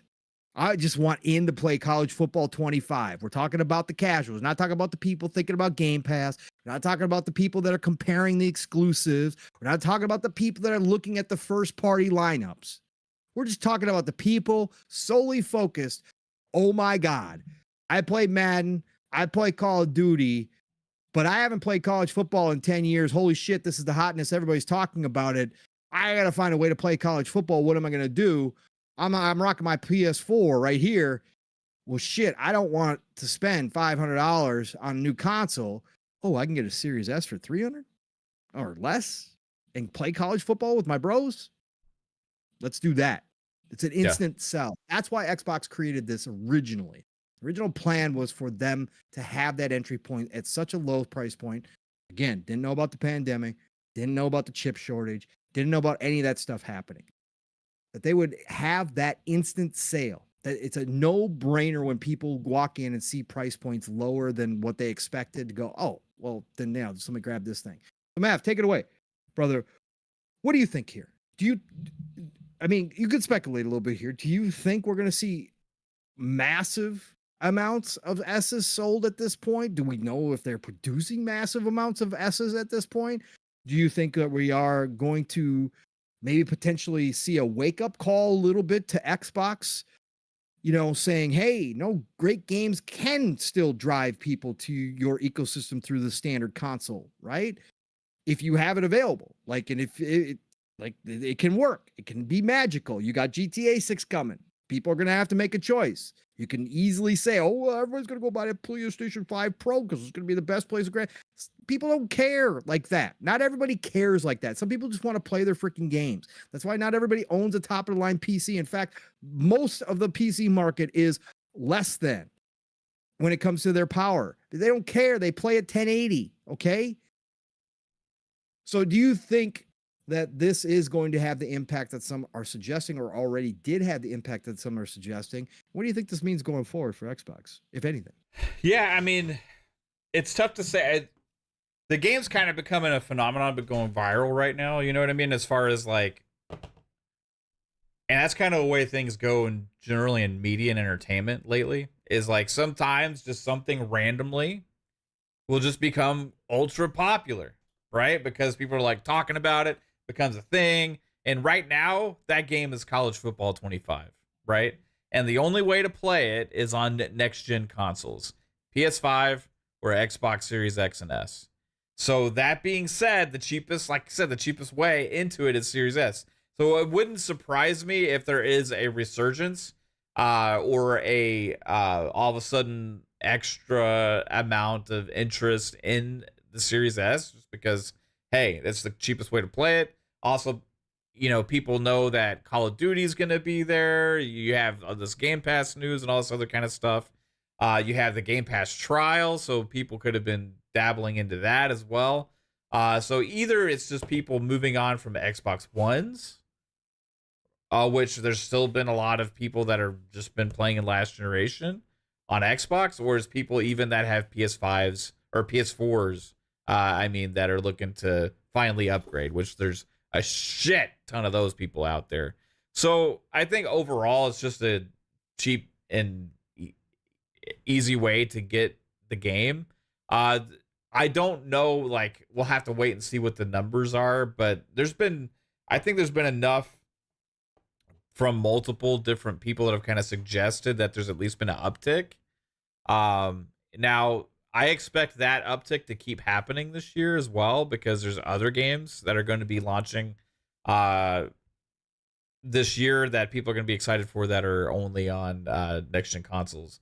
But going forward, even more so, because we had speculated and talked about this before, but if college football could potentially have an impact and cause a resurgence in sales, then GTA is definitely going to next year, which is going to be absolutely crazy, because that's, again, the big difference with this game is it's not on PC, right? That'll be the same with GTA. It won't be on PC as well. So you got to have a console to play it, right? Which is pretty crazy. Well, I don't know if it's available in the cloud or anything like that for any other services. I don't think it is. So I guess the only way technically to play is if you have a Series S or X or PS5, which maybe there'll also be a report that PS5 sales have resurged as well.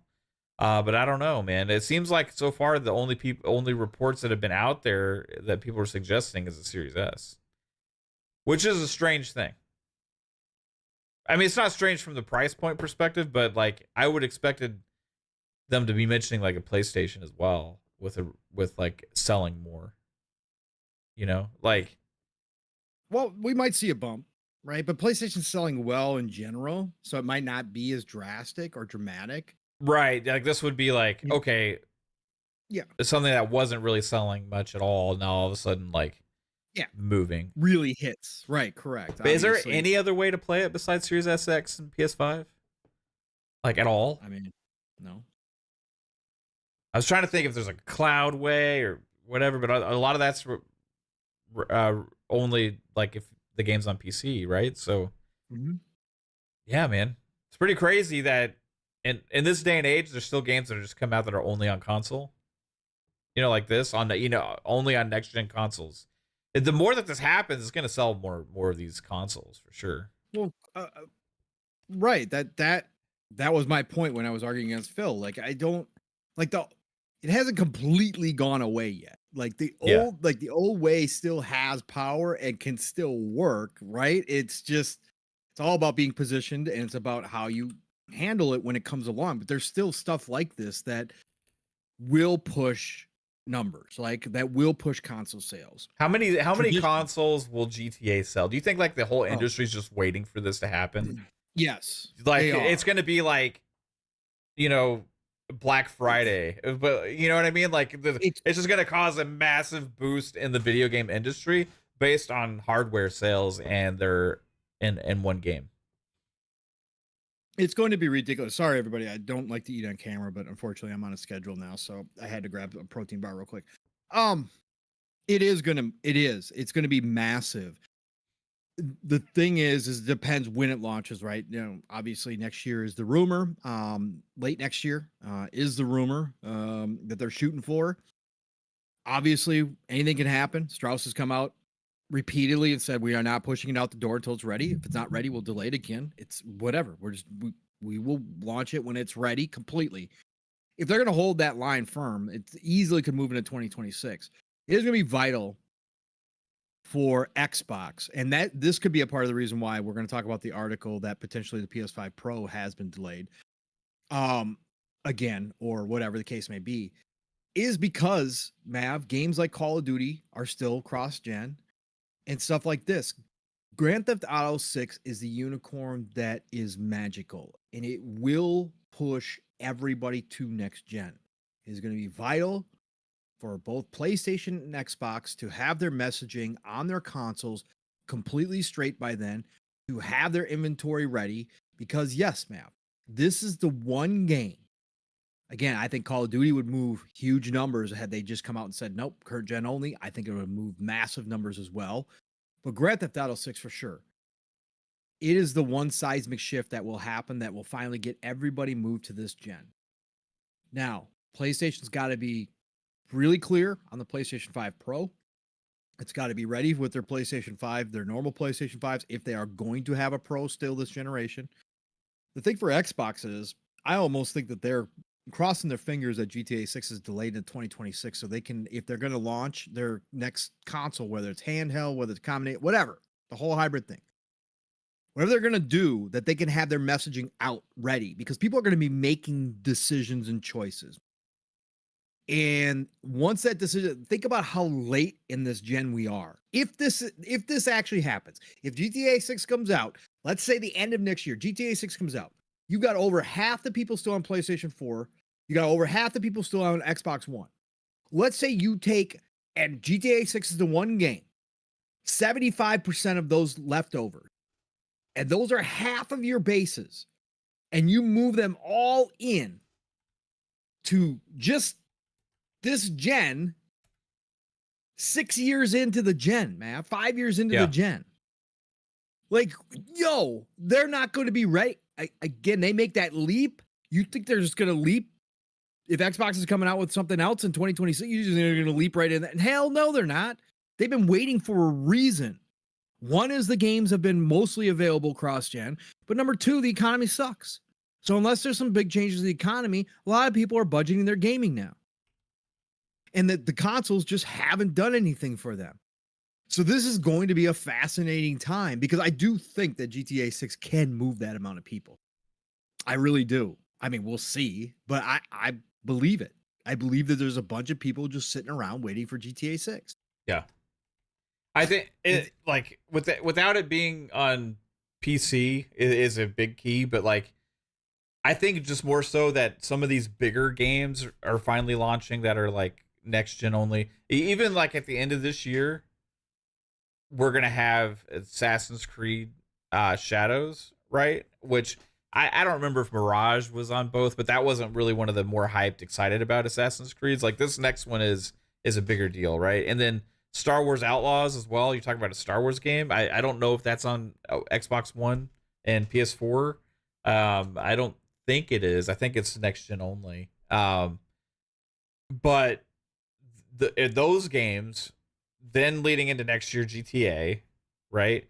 You're talking about like big name franchises and brands and stuff that like are that this different audience, the casual audience, has been kind of content with. Like, oh, well, you know, I kind of play games. I got a PS4, I got a whatever, you know, and they're happy because they can just play the games. And we've been in a place where fidelity and everything has been in a good spot. Like, you know, the games still play well. So just having that like gate kept or whatever to this generation for these bigger games, like, you have a lot of people that are huge Assassin's Creed fans that are going to be wanting to play this game, right? Star Wars Outlaws is only current gen too. Yeah. So that's 2 Ubisoft games happening. Then you have GTA. We just had college football. Like, I think it's going to start moving. Just in general, we're seeing more of this. Like, if Xbox was to have done this with COD, could you imagine? Yes. That's what, yeah. Agree. Yeah. Yeah. Like, maybe next year. I don't know when it'll happen. At some point, you would think. You would think. But are they going to give up that much? Like, Yeah. Well, it's like, what are they giving up though versus what are they gaining? That's like well, that's all. I think yeah. I almost think that COD will wait until GTA 6 drops and moves the vast Right, majority of people, right. and then they themselves will go ahead and drop, right? Yeah. Once the vast majority is over. And I think GTA 6 is going to be the game that Like takes it there. this year's Madden, is it cross-gen?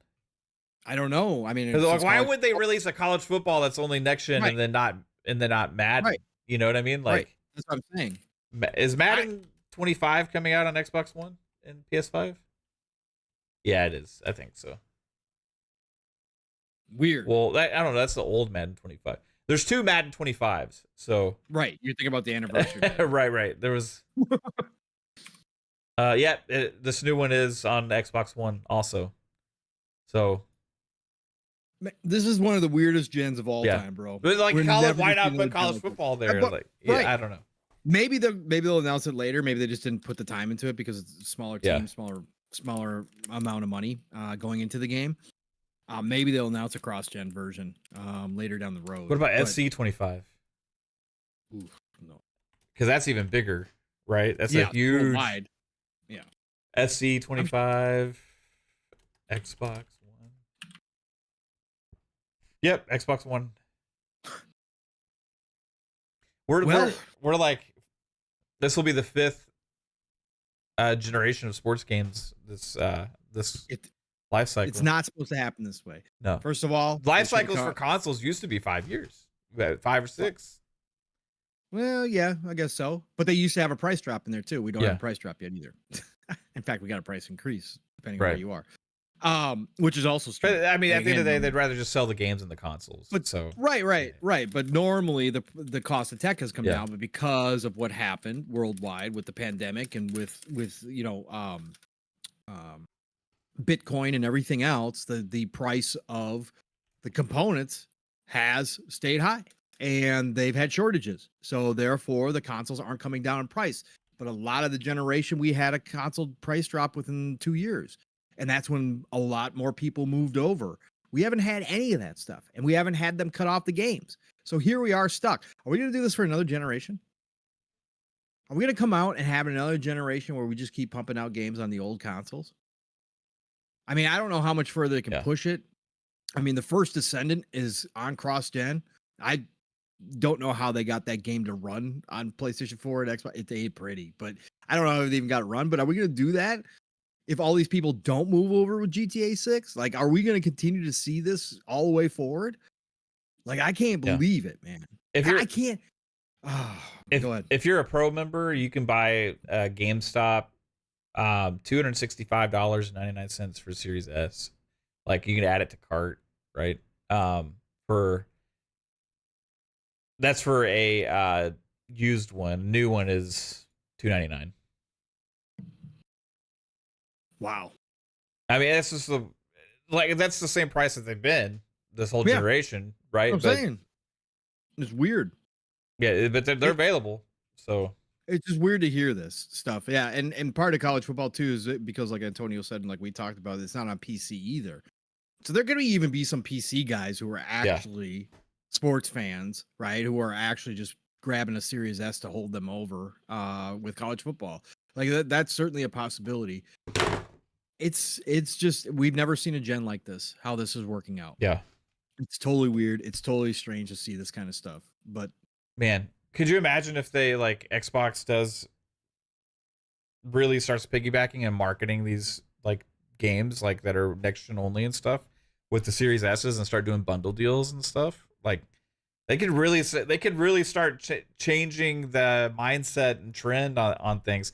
If they had like been proactive and had like a college football Series S bundle right now, or if they had like they have marketing for Assassin's Creed and Star Wars, right? If they had like bundles for those, this is the kind of stuff that PlayStation's done a lot. You know, you just give a digital code for one of those games with the Series S. That would have moved I think that would move a lot going forward but you don't see it right now, you know? Nope. You don't. Everything's changed. It's odd. We got PlayStation without our first party roadmap, really. I mean, again, we know Yeah. some stuff, but with pretty much without a first party roadmap in years. We've got Xbox evolving into something new, which nobody's clear on for sure where it's going. We got general ideas, and you got Nintendo running with 8, 9 year old hardware. Yeah. Just sitting out here collecting money. This is Yep. not normal. This is it throws everything off. And when you look at this stuff, it's yeah, I mean, sure, that stuff would probably work, Mav. It probably might work really well. But would it work nowadays? Would it mean anything at the end of the day nowadays? Is that why they don't do? Is that why they haven't for the people consoles? for the people migrating because of these game launches? I think it could make a difference, right? Because Well, you're talking about another value proposition there. This is the reason why I'm buying a console, and it comes with it. You know what I mean? If Xbox wants to get serious, then you go cut a ridiculous deal with 2K, and you have a Series S GTA 6 bundle. Right. You cut you get. We saw how much Disney gets out of the bundles, right? Through the Insomniac leaks, right? It was crazy. They get a huge port. You cut an even more favorable deal with 2K if you just want to push a lot of people to go buy, and you have GTA 6 on the cover of all your Series S's coming with it, packaged in for one price. You would not be able to keep those things in stock.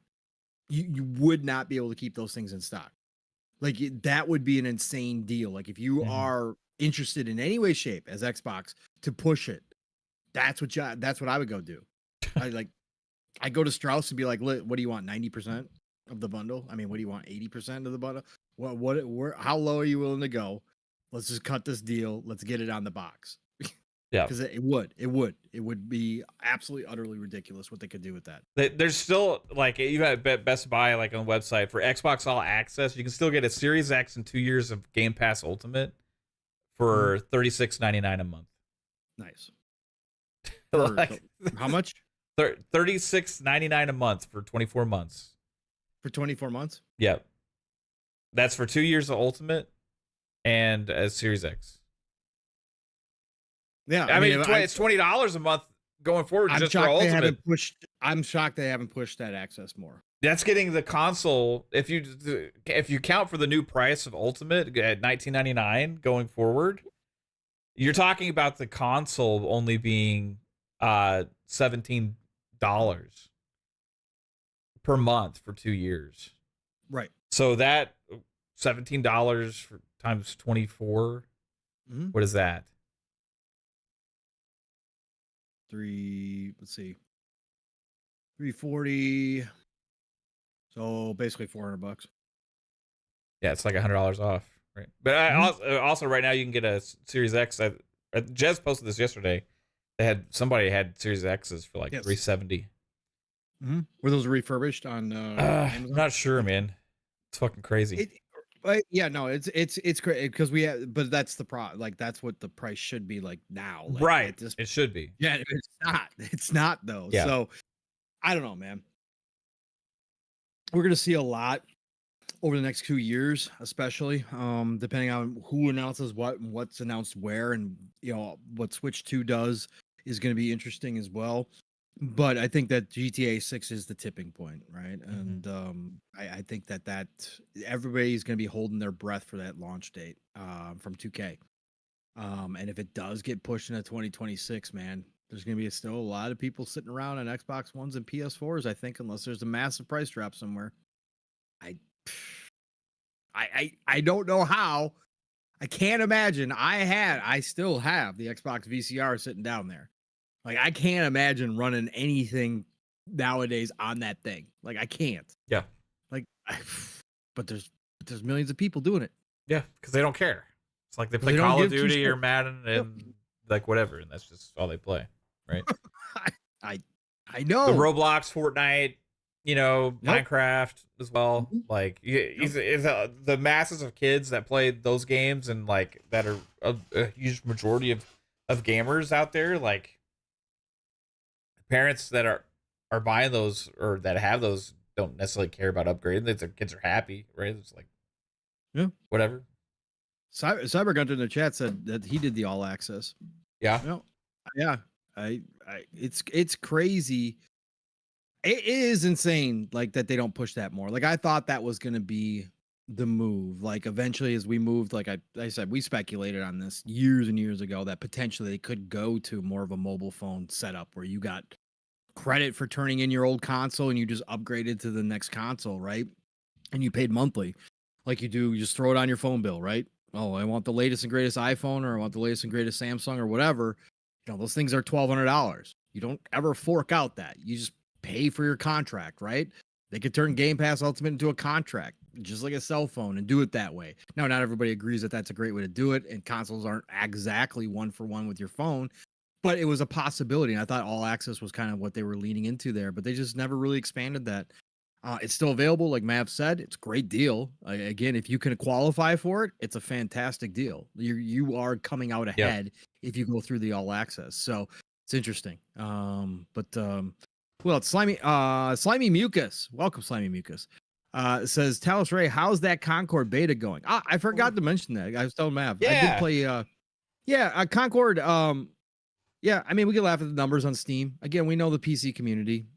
Again, the $40 hero shooter is not going to be appealing to the PC community when there's free to play ones, when there's a billion different options out there, unless Concord becomes super special. Helldivers 2 was lightning in a bottle.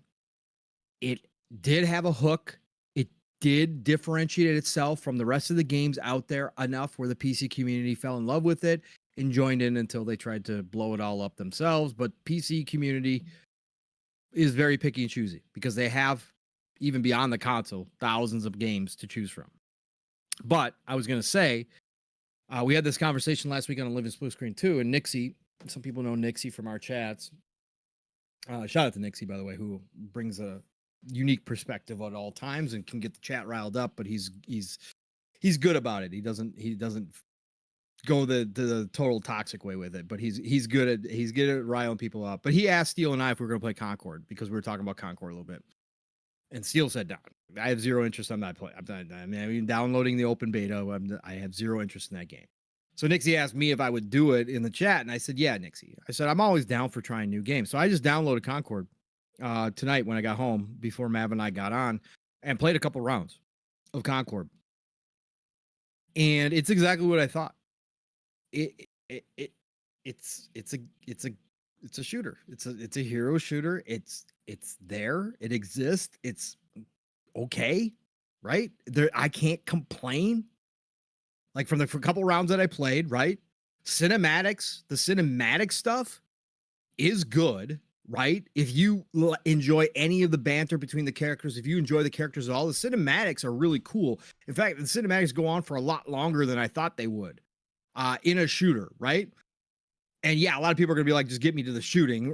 I get that, but they're trying something different with their story stuff. So, they've got a little bit more than Overwatch to it. It's a little bit more developed than some of the hero shooters we see when it comes to the story and that kind of stuff. So they're trying to do something different. The cinematics are beautiful. Okay. Cinematics look great. It does bring that Guardians of the Galaxy flavor. In fact, it's pretty copycatish of Guardians of the Galaxy, which everybody pointed out during the original trailer that we saw. So that part was good. Get into a match right away. I had zero problems finding a match, right? I was into a match within 5 seconds once I got to that point. And here's what I'll say. Maybe 3 of the characters stood out to me as characters I would be interested in playing. When I first look at the group, I don't like the character designs. Not that they're bad character designs. They're just like generic character designs in a lot of ways. I know that they are like different because they've got aliens, they've got all these different weird creatures, they got all these different types of humans, they got, bright colors, they got all this stuff, but none of them are like cool looking. If you know what I mean? Like a hero shooter. Like none of them are cool. So I picked the rocket launcher girl to play around with. I'm assuming she's a girl. And she got a helmet on, but her body says she's a girl. So I picked her. She's rocket launcher main, which is kind of dope. Again, normally you don't get rocket launchers as your main kind of weapon, but it's dope. It works out really well. You can lock onto people. You can do all that kind of stuff. I wound up having the most kills in my first match. I actually had a positive KD, which isn't always normal for me. Running around, and the maps, the one map that I got to play on both matches feels too big for your movement and for the size of the teams. It feels a little too big. I've seen other people point that out. Shooting was good. I'm not going to complain. The shooting was it was good. Using an inaccurate rocket launcher, I was having zero problem killing people. It was pretty decent, right? Special moves worked pretty well. I had one where you jump up in the air and you pause, and you've got a circle that lights up underneath you. You can kind of direct where you go, and then you launch and you slam down on the ground. One of those. And then I've got a hover mode, so I can hover midair and shoot rockets and stuff too. Both of those work really good. It's a good game. It's just there. Is there any hook to it? Again, only 2 matches in. Not the biggest hero shooter guy. There's really no hook to it for me. Not to say that nobody else is going to find that. Nobody else, but for $40, no. I mean, no. Like, that's not. I wouldn't spend $40. I'd go play Overwatch 2 for free. For as many problems as Overwatch has had, Overwatch 2 is a solid game. For as much as they pissed off their fan base, Overwatch 2 is beyond a solid game. It's established. It's great. I enjoy the Overwatch combat. Again, that's Fragpunk coming, Marvel Rivals. Marvel Rivals, I'm more excited about. Fragpunk out there. Valorant, yeah. You got everything covered. So again, where does this fit in has been my only question. I have never, again, even prior to the game coming out, ripped on the game just for the sake of ripping on the game. I don't do that. Even if it's a game that doesn't interest me, I don't call games trash. Okay, I'm not that dude. I've criticized what I saw, but I said all the time, I have to touch it first to really get the feel of it. I've only touched it for two matches, so I'm not going to sit here and talk about it extensively. But I think Concord just has a problem, and I heard, Digital Foundry and other people talking about it, that eventually it might move to a free-to-play game model, because the simple fact is that the hype isn't really there. But if you're looking for a hero shooter game, sure, go try the open beta.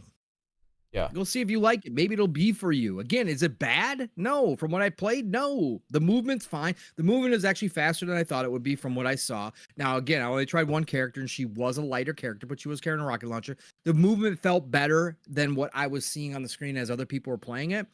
So I will say that for it.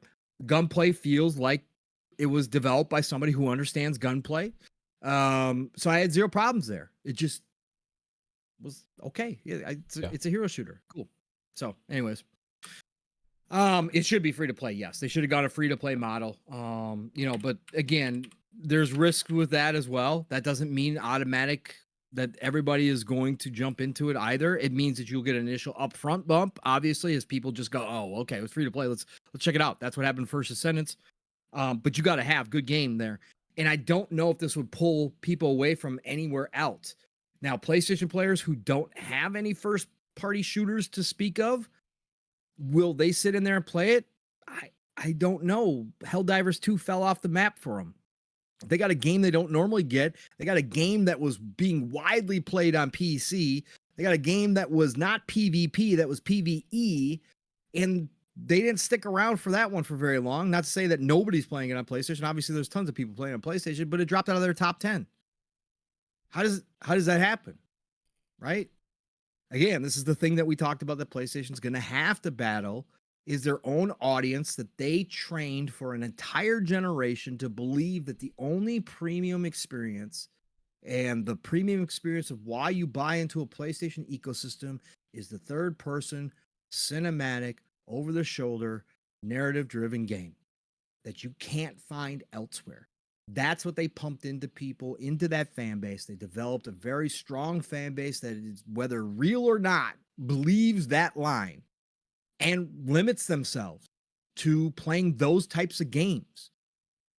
And you see it all the time. You saw it during the presentations. Where's our games? This isn't PlayStation first party. You saw when they came out and said they were making games as a service. A lot of the community was like, "Oh, well, you could try it, but where's our first party where's our third person game? Where's our cinematic experiences? We don't want this, Sony." So they've got to fight against that. And there's a lot of casuals that buy PlayStations because of the popular console. We know the casuals aren't buying these games either. The casuals are playing their Maddens. The casuals are playing their FCs. The casuals are playing their Call of Duties. The casuals are playing their Fortnites. They're not playing any of these games, including first-party Sony. They got a PlayStation because their buddies have one, because it's the most popular brand, because they heard it's the best. They go buy that. But they're not going to support a game like this necessarily either. So we're going to find out. Again, these are interesting experiments, lessons learned. But I don't think Concord, just from the little bit I've played now and from what I've seen from people playing, I just don't think it has the hook. Yeah. Even if it's a decent, good hero shooter, it doesn't have the hook to keep people around. I just don't see it happening. But we'll find out. Yeah, I've said before they should probably try and do PS Plus day one, but like that didn't really help for Foam Stars. So nope. No, or Destruction All Stars. You had a lot of people in the community, PlayStation fans, talking up Foam Stars. You did. If you watched right before the launch, because a bunch of people, a bunch of journalists, right, played Foam Stars at some of the shows, right? And we're like, oh well, behind the scenes, Foam Stars. Yeah. People are talking. It's starting to sound pretty good. It's starting to feel pretty good. From when I played, I think this thing's got a chance. Yeah, we're gonna have foam parties, everybody. We're gonna have LAN parties, but instead they're gonna be called foam parties. It's gonna be a thing. And it's gonna be a thing. No. And then you heard some of the PlayStation community pick up on that and be like, whoa, you guys rip on it, but we got Foam Stars. You hear that guy from Kind of Funny? He says Foam Stars is gonna be great, guys. It fell off instantaneously. It never got started. It never got started. It never went anywhere. Again, there's a lot. We are in a bubble. We only hear a small amount of voices. You got to pull yourself away from that sometimes and really think critically about some of this stuff. Yeah. And it's just that Concord. I mean, right now, take the emotion out of it. Like a lot of people get emotional about this stuff, which is fine. We all do. We all do. I got emotional about Starfield. I'm not gonna lie, right? I got emotional about Starfield. Yeah, because they were all fucking wrong. I got emotional, right. And I got emotional about trying to sabotage our game. Right. I got emotional about that stuff. I didn't take it that far. But I had a little extra. Of course, when you like something, you're gonna have a little extra for it, right? That's how it goes. But some of these people, man, come on, man. Again, you gotta pull yourself back. Concord right now has 1,800 people playing it on PC in open beta, where anybody can go download it. It's got a peak of 2,300. In contrast, look at what's happened in college football, which has been in early access, where you had to have paid for it, right? Mm-hmm. And to access it early. Or play a trial, which is in Game Pass, Xbox Ultimate, right? Right. Yep. Or EA Play, if you don't have whichever way. You do it. But it was getting like 800,000 plus concurrent. Yes. Yeah. And this is open for anybody to try. Like we've seen betas before, like just absolutely go crazy. You remember when the Diablo 4 open beta? Yes. Oh my god, dude! Like so many people. I with a title like this, map that got attention from PlayStation, that's been pushed out as PlayStation again. PC players don't give two shits. They're gonna learn this, right? You do have to have a PlayStation ID for this one. You can say that PC players are all bitch ass whiners who complain about everything, even though the sign is the easiest thing. They sign into other stores, they sign into places all the damn time on their PCs. Listen, it don't matter. It don't matter what you think of the hill. They stand on that hill. And if it's a hill that they all decide collectively that it is going to be the hill they stand on, they do that on the PC side. Yeah. So whether you agree with the hill or not doesn't matter to them. Like they've picked out what they want to stand on, and they're standing on this whole PlayStation Network ID. This PSN ID is not flying over there. So we'll see if they eventually start wearing down. But for Concord, it's not going to help. It's too soon. They're not going to get it. $40 plus a PSN ID. It's going to be tough sledding, man. No. Yeah. So I don't know. I would be nervous to spend too much on anything in that game. Honestly. Right. The skins and stuff. Like I wouldn't want to invest in it. I'd be nervous. There is none. You get everything up front with your $40. But like they're not going to have monetization or anything like that in the game. You're not going to have new characters come out, or supposedly not, unless they have new character packs and they sell those packs. Maybe they will do that. They haven't announced anything. I would assume that they're going to have new characters, But they said up front everything is included with the $40. It's a full game. So What? Well, this is not a games as a service. not right now. For $40, you get everything. You So can earn I'm all so the. You can confused. earn all the outfits. What is that? So are they doing like don't- ongoing games of service, or are they not? Like I don't know. Maybe they'll have packs. Yeah. Maybe they'll have maybe they'll have map packs. Well, can't go back to map packs. That doesn't work either. I So maybe understand they'll have being season like pass. complete at launch, but like I would imagine this is going to Yeah. have season passes. And Oh, stuff. I imagine it would probably Yeah. have battle pass or something. Yeah, Yeah, I'm just saying like anything that like for cosmetics or like characters and all that stuff that you could get like over time. Like personally, I would be nervous to spend too much into it just because I don't know the legs that it'll have, right? But that's just me. I like there's certain games you have a lot of faith in. And what's the shame is like it could be a really good game. It could be a good game that has no legs. Like Exo Primal, right? Like they stopped supporting Exo Primal. It's a good game. Fantastic game, Yes. right? I think it's a game that deserves to exist. It's a game that deserves to have a player base, that deserves to be supported, deserves to keep going forward and all this stuff, but it's just too much competition, right? Even people that like the game don't play the game because they're playing other games that they like slightly more, right? So like you can have a good game like Concord and it just still not do well.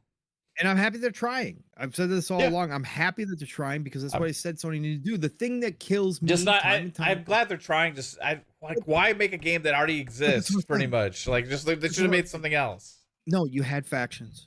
You had factions. You had Twisted Metal on the table, and then you have Concord, and out of those three maps, you got Naughty Dog produced game with already an established fan base. Right? They were going to call it The Last of Us Online. Whatever. I don't care what it's factions too.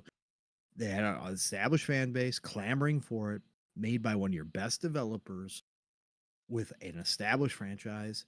And then you have another one with a beloved, nostalgic franchise that hasn't seen the light of day outside of some corny ass TV show in the past, 2 decades almost now in Twisted Metal. And you have the perfect setup with car battlers. There's hardly any car battling games out there at all. You've got the biggest car battling name in the world. People would love. You could set it up for games as a service very easily. You got both of those in the works alongside Concord, and you come in as Hiroshi Totoki and you go, ooh, we ain't, Jim had this plan, but we ain't doing that plan no more. So we're gonna have to cut back on some of these games as a service. And you look at this squad of 3, and out of the 3, you got this studio, granted, from ex-Bungie devs, brand new though, creating a brand new IP with no recognition. And out of the 3, you pick them, and not only pick them to be the survivor, but then you say, we're going to buy you too. We're going to add you to the stable. Like, this just does not make any sense to me. Again, Factions 2 had so much potential, like ridiculous amounts of potential. I don't care what you want to say, or we couldn't support it, so we didn't want to do it because we couldn't take. Why did you ever start it in the fucking first place then? Go build out Naughty Dog. If Naughty Dog's your best studio, go build out Naughty Dog. Take the money you would have spent on Firewalk and go build out Naughty Dog. Let them do Factions 2 and start working on The Last of Us 3 and this new IP. Why would you pick this one out of all of them? It's so. And again, I'm armchair CEOing here. Yes, of course. Do I know shit? No, I don't know shit. Did I see those other games behind the scenes? No, I didn't. They could have been an absolute mess. But I'm just saying, just from the surface level, looking at it, this is the least one. This is the one with the least amount of survivability out of those 3 franchises that they had on the table. It just doesn't make sense to me. But I'm happy they're trying. Yeah. I am happy they're trying. Bold Maybe Alpha SOCOM will be better. Yeah, dude. I want SOCOM. I want SOCOM too. Bold Alpha Wolf. Is it not Wolfpack anymore? Is it just Bold Alpha Wolf? Yeah, it's Bold Alpha. It's just Bold Alpha Wolf. It's been Bold. Yeah, we has it Bold Alpha. Was it out? Did I always have Wolfpack in my Alpha Wolfpack? Did I have Wolfpack was Wolfpack in my mind before, or that didn't exist? I think Wolfpack was in there. Or am I mind fucked? Bold Alpha Wolf. with the $5 very generous super chat says, these games as a service aren't hitting at the same caliber that you see from the first party. Why aren't they putting the dedication? That's a good question, man. I think that they're testing the waters. Like, Helldivers 2, they did really good, but it still was like a certain amount of content at launch, and they're planning on growing over time, but like it was different. So it felt unique and fun to play, and they built a really good game there. This one I think is just too samey for the market, and it could launch in a good state with great content, great players, and all that stuff, and still not matter because there's just too many other options. So I don't know. We'll see what they do. I don't know what the roadmap is for that game. I wish I kind of knew what the roadmap was. I haven't really looked into it too much, to be honest with you. But like, if it ever does hit, I'll have access to it on PC, right? Something I didn't even mention. I forgot. It was mentioned I was at GameStop earlier today, right? The reason I was at GameStop is because I sold my PS5. Oh, did you? Yeah. Why'd you sell it? It's sitting there. Oh. It's just, and there's nothing. Getting it when like it's just sitting there. Like I brought it in here the other day to plug it in to like, I was like, oh, I'm gonna try the Concord thing, and like I was like, oh, I had let my PS Plus lapse, and I didn't even realize. I didn't even care, and I was like, I'm gonna pay $10. I'm like, no, I don't even care enough to do that. And I was like, if this game hits later, I'll just get it on PC. And that's like the only game coming really that has any potential of interest anytime soon. And by the time anything ever comes out that I'm actually excited for, there'll be a Pro. So I like figured might as well sell it now while it has get its most value. I get $350 for it at GameStop. Nice. Not bad. Not bad. I had fun playing. I had the hell of a time playing GT7 on it for a while, and I'll take a break and then get a Pro if it ever comes out, and probably for $500 at that time. I'm assuming is what it'll be, or maybe a little bit more. I don't know. It's gonna be more. Yeah, we'll see. No, I mean, I totally get it. I can't believe that you sold it again, but hey, that's cool. Yeah, I mean, that was my second one, I think. Sold. Yeah. Oh. How many Switches have you had? 3. Well, beforehand, I had gotten a Switch for each one of us in the house. Yes, I know that. And then nobody used any of them. I sold them all, and then I rebought one. So I bought one for my daughter, one for me, and then neither of those got played ever. So I sold those for something else. I don't remember what for. And then it was like, okay, literally, she had never even touched it. Like, she just did not care whatsoever. So then eventually everybody kept telling me how great the OLED is and stuff. And I was like, I need something like that. So I bought the Switch OLED, which is, we still have that. And I barely touch it. Now I'm playing on my tablet all the time. You're right. I'm playing, like, I bought the tablet, which is the best. It's best for my situation, like, because it's like a bigger screen. Right, I have all the features. I can do any other stuff on it as well, and then it's like gives me access to either my PC games plus also the Xbox and Game Pass. Right, so it's like, what else more do I need? And like then there's new potentials now that happened because of this other thing that just got announced yesterday. We're gonna touch on that. Oh, but hey, first, check this out, guys. Yep, I got it. Yep. Choo-choo. Mash with the 10 gifted memberships. Thank you, Mash. Absolutely amazing. All right, go ahead, Pong.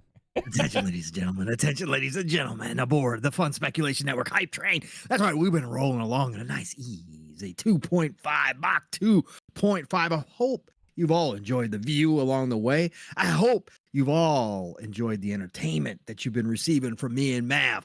But I got a special announcement. I want you to pay close attention. We are now at Mach 3.5 because of the one and only Mash came overhead with the easy 10 dunk. That's right. He tomahawked that thing through, dropped off a bag of coal, a couple bags. We added 2 more cars to this train. So welcome aboard, all you new speculators. But he got us up to Mach 3.5 with that 10 bomb. That's right. Choo-choo, motherfuckers. Buckle up those 4-point harnesses.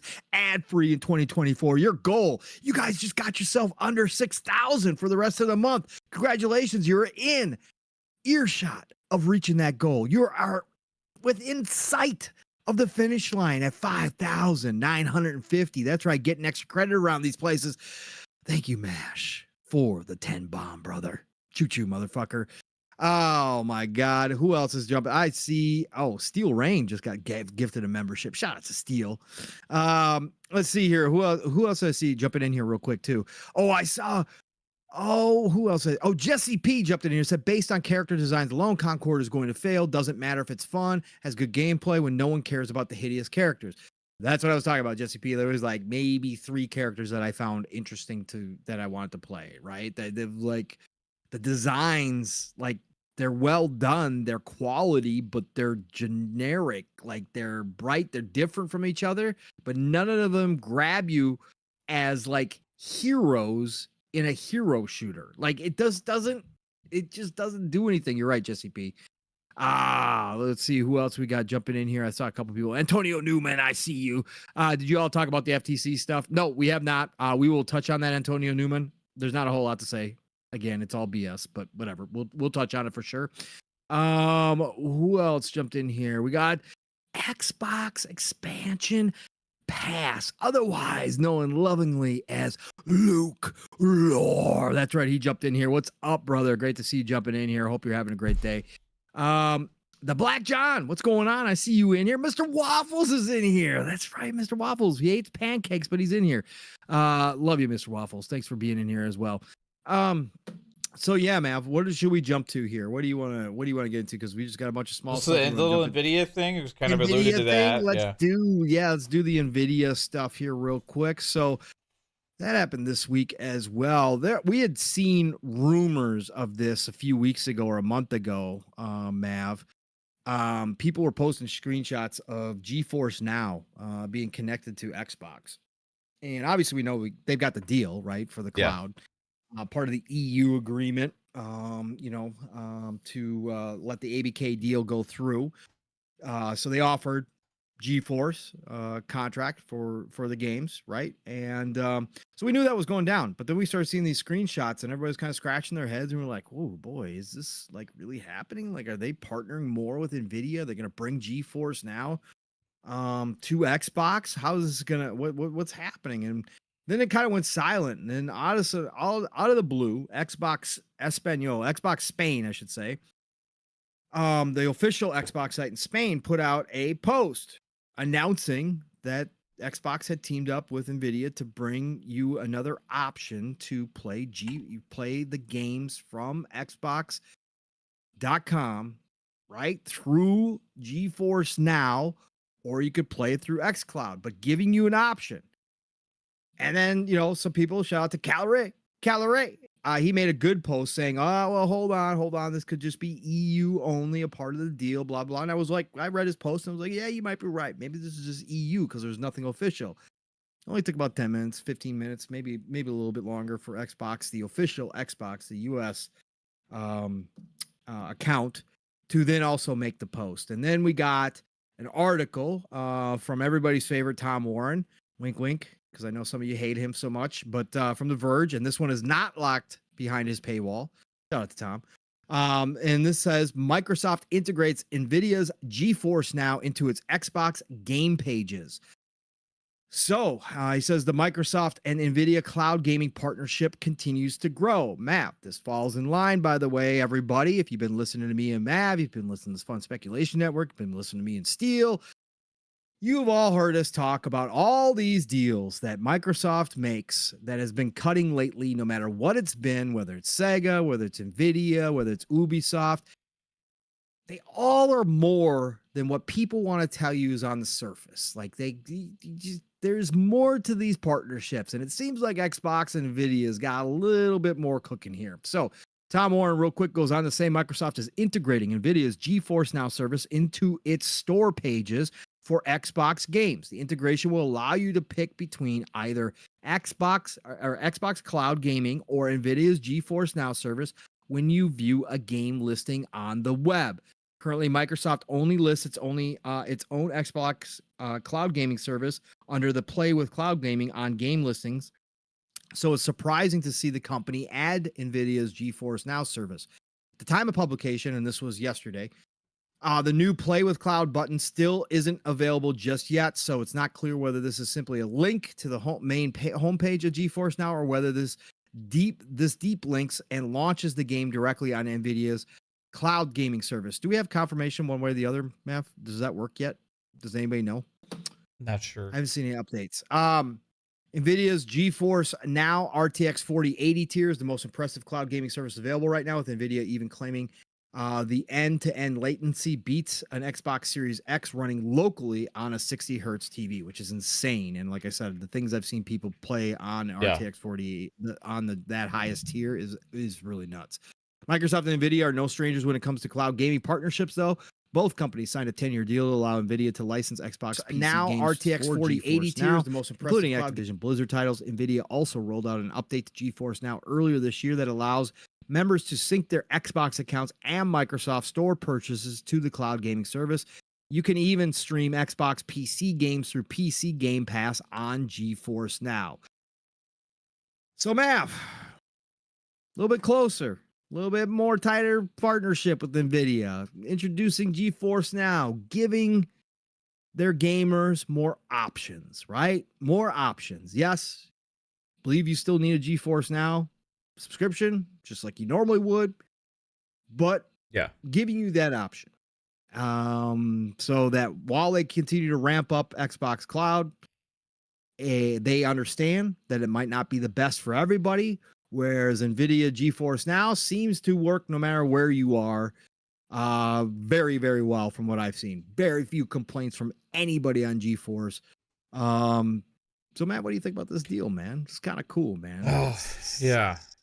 I was in the I was in the DMs with you guys a little bit about it because like I with how I've been playing lately, I've been talking about like I've always playing on that tablet and stuff. Like I just my mind gets to thinking a little bit about like what kind of quality I could be potentially experiencing if I decided to give it a go, right?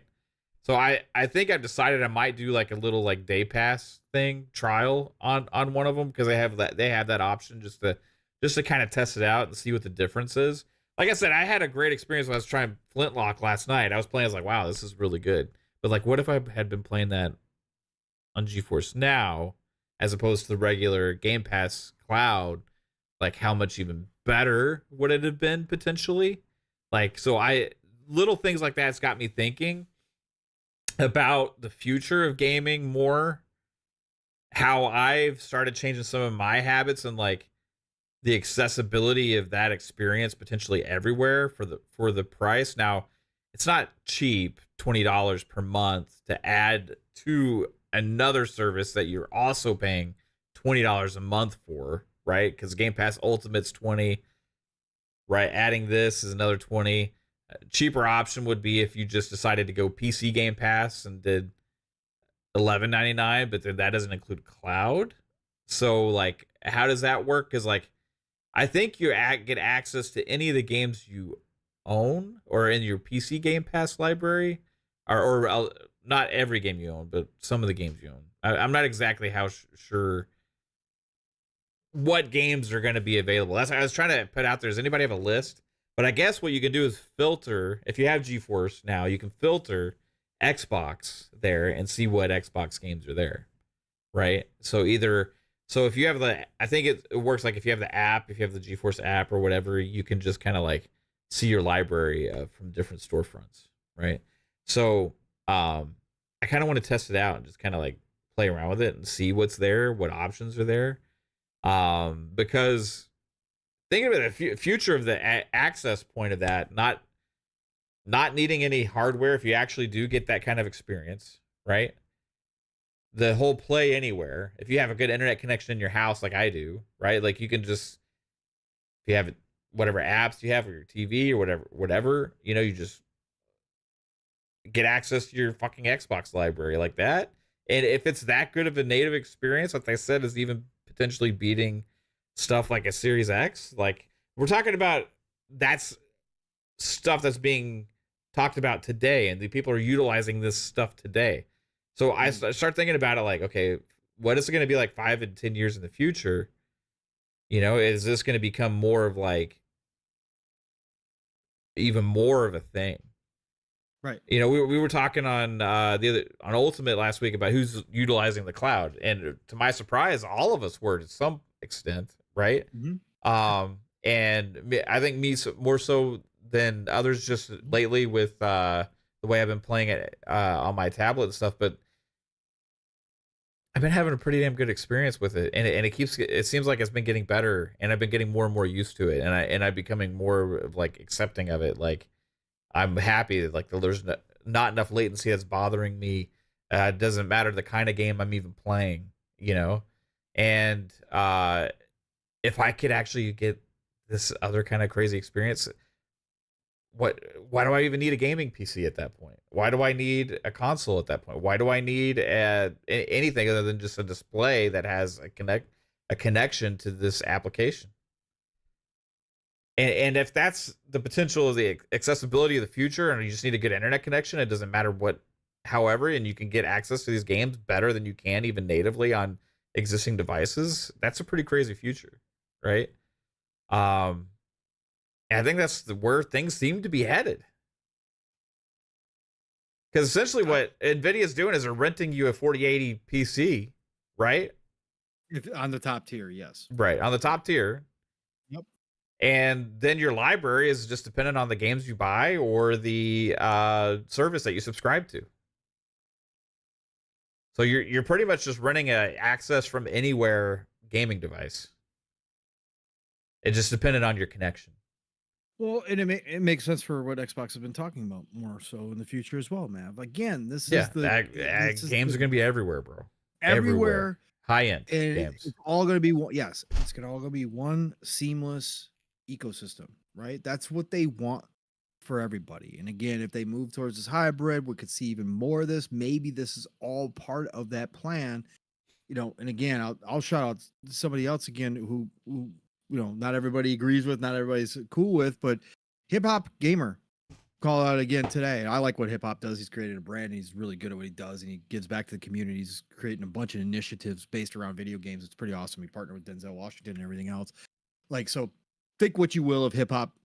He's been calling for people to give him credit, but I'll give him a shout out here because he put out a post today as well, Mav, stating that this will all make more sense in March of 2025. Now, he's been wrong about many things. He's thrown a lot of stuff against the wall, but he's also been right about a lot of things. So whether or not he knows stuff, I will always err on the side that people know stuff if they've been in this industry for any period of time, because they get to know people, and people do talk behind the scenes.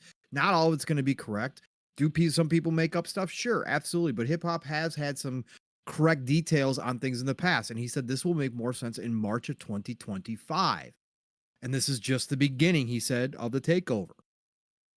So if there is bigger plans, and we've heard Microsoft talk about all of this stuff down the road, and their partnership with Nvidia winds up being even more than what we're seeing here, and it's leading towards that next step that, you know, Sarah Bond said, we're going to take the biggest technological leap ever in a generation.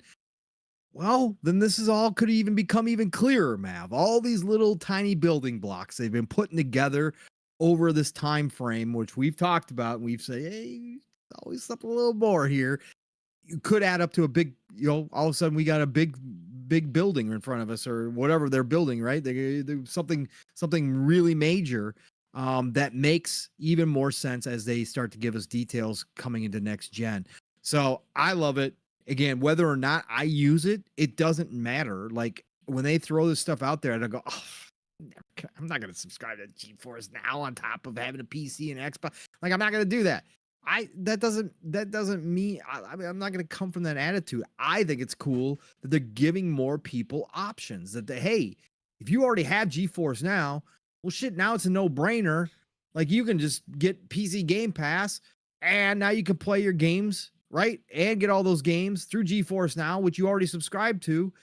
Well, why not? Why wouldn't you do that? If you're a regular user of GeForce now, if you're a subscriber, now you got access, easier access, I should say. Not that you didn't have access before, but you got easier access, integrated access to your Xbox library. Well, cool. I mean, that's freaking great, man. That's what everybody wants. The easier, the better. The more places I can play my games, if I just so happen to have time and choose to play my game and it's all seamless as Xbox is shooting for, that's all the better for the future for us gamers. Having our libraries everywhere. That's the future. Not having to lug around an extra duffel bag with a console, wires, and games loaded in there. Sure, that was dope back in the day when we went over to our buddy's house and we brought our system over, right? That was super cool. But we're in the future now, right? Tech's growing. Is it perfect? No. Xbox Live is down. Don't have access to your library. It sucks, okay? But the convenience factor, you can't deny. And Xbox is trying to make it even more convenient for their entire consumer base of anybody who invests into Xbox. They want to make this extremely easy for you. Yeah. If you decide you want to play a game, no matter where you are, it's only a couple button presses away. And now they're saying to themselves, well, we got this great partner, Nvidia. They got this great service called GeForce Now. Our Xbox Cloud, we believe in it. We're building it up. It gets better and better and better, as Mav's been talking about, but it's not great for everybody. We got this partner. They offer a service too. Hell, they've already got access to our games because we just cut that 10-year deal. Shit, let's get it integrated. So people have a choice.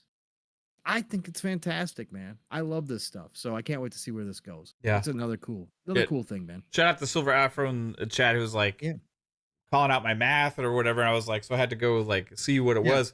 But $50 for 6 months is what he said. And it's like, okay, well, that's not what the pricing was that I heard or even looked into before. Right. But yeah, they're having a limited time deal right now. It's 50% off. So, hey, that's a 6 months for $50. Right now it's for limited time deal. Man, it's getting kind of great deal. Getting kind of enticing to check this out, man. Like I'm telling you, they do have hour limitations. Everybody should know that. Yeah, you can't play 8-hour sessions, 24 hours a day. Yeah, you do have a limited amount of time on it.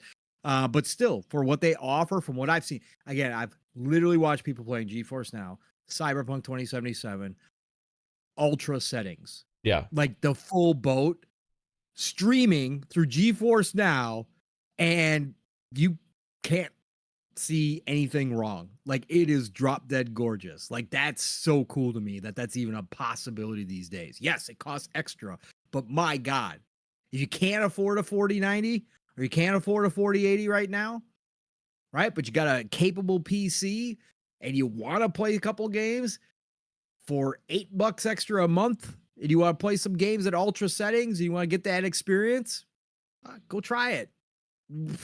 Go try it. It looks freaking amazing. I love what they're doing. So man, it is crazy just to see the access like spreading.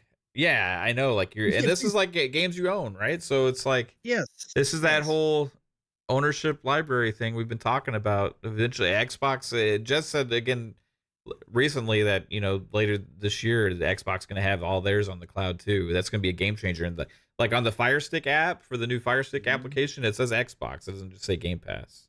Right. So you launch the Xbox app there, and you can have access to most of your Xbox games you own. So even that, like, just thinking about it, this is going to keep improving. And like before, a lot of people were like, well, the cloud, I don't know if it's going to work out how much of a market there is and stuff. And the more that we're all getting used to using it and the better experience it keeps getting, like right now, for the most people, it's not going to be an optimized great experience just because of connections. But one thing that's generally gotten better over the last decade for all of us is internet, right? And that's going to continue to happen still. So as the connections and stuff continue to get better, the infrastructure keeps getting better, this cloud technology keeps getting better and more well optimized. As this market has a potential, just because of the ease of access for people. And you think about, okay, well, how do I get access to the next biggest, latest great game and potentially even play it in a better way than you can, even if you buy expensive hardware? Like that has a lot of potential.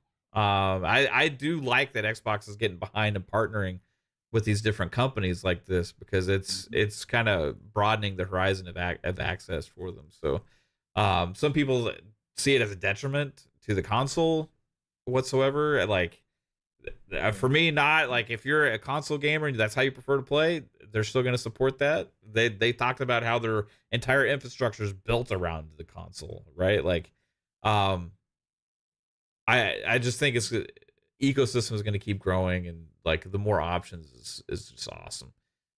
Yeah, I really want to try. I really want to try it. since they're going in this direction, I say jump in all the way. Like if this is what they're evolving to again, whether I agree with it or not doesn't matter. At the end of the day, they're moving forward. Because like, like at the end of the day, like if you as an individual, right, like have a great internet connection, yeah, and you have your entire library there for the most part, yeah, and you can access it from any screen in your house pretty much, and you don't have to have hardware, and it's a better experience than if you did have hardware. That's a potential future we're looking at. Right. And at what point then would it be like, oh, I hate that I don't have a console? Like they're already dependent on internet anyway. Let's just be honest. Like you don't have a fucking internet connection. What are you gonna be doing on your what are you doing on your Xboxes and your PlayStations right now? Right. Like not much, right? Like just be real. Like it sucks ass. If there's no internet in your house, your internet goes out. It feels like you're in the dark. It feels like you're in the dark ages. Like you're so limited on what you can play and do. Of course. Like, so that would be the detriment of like, well, you're relying on internet, you know? Well, I mean, that's where we're going anyway. So I don't know. I just think about this and the applications we can see and the growth of it and the improvements and stuff where it's at today. Man, it's opened my eyes a little bit. And I think Xbox is ahead of the game on this right now. Yep. I think that's one of the reasons they've been making these changes and doing a lot of the moves that they've been doing is because they see this as more of like reaching out to all the different people, and they think that this is going to be the biggest room for growth, which I think is stuff that they said. Of course it is. It's been preaching for a while, but they're forming strategic partnerships within the video game industry everywhere. People don't realize this, but these are all strategic partnerships. They are growing their roots in all different places now. And that means a lot down the road. And like I said, some of this stuff is bigger than we know that we can see. And we've been finding that out time and time again. And there could be even bigger things that we aren't aware of yet until it's announced. So yeah, I just love this, man. Again, if they're going to go this route, go all in. Give us access points everywhere we can. Give us as many options as you possibly can to play our games. Keep it all seamless. Keep working towards that total seamless ecosystem. Because again, the benefits already I praise all the damn time because people, it's second nature to those of us that have been invested in the Xbox ecosystem with cross saves, right? Cross progression. Again, buying one first party game and owning two copies, both on PC and console, like all cross buy, I should say. All that stuff, like the other people don't understand. Like they try to tell us about haptic feedback and all the stuff on their controller. Like they don't understand what they don't have over there if you've never played in the Xbox ecosystem. That's why I'm such a big fan of it. Again, there's so many benefits to me when I can fire up Starfield. If you're playing on my PC for a month and I can fire it up on my console, and it literally takes 5 minutes for the save files to all catch up. And that's like one of the few games where it really has to do that because I got so many damn save files.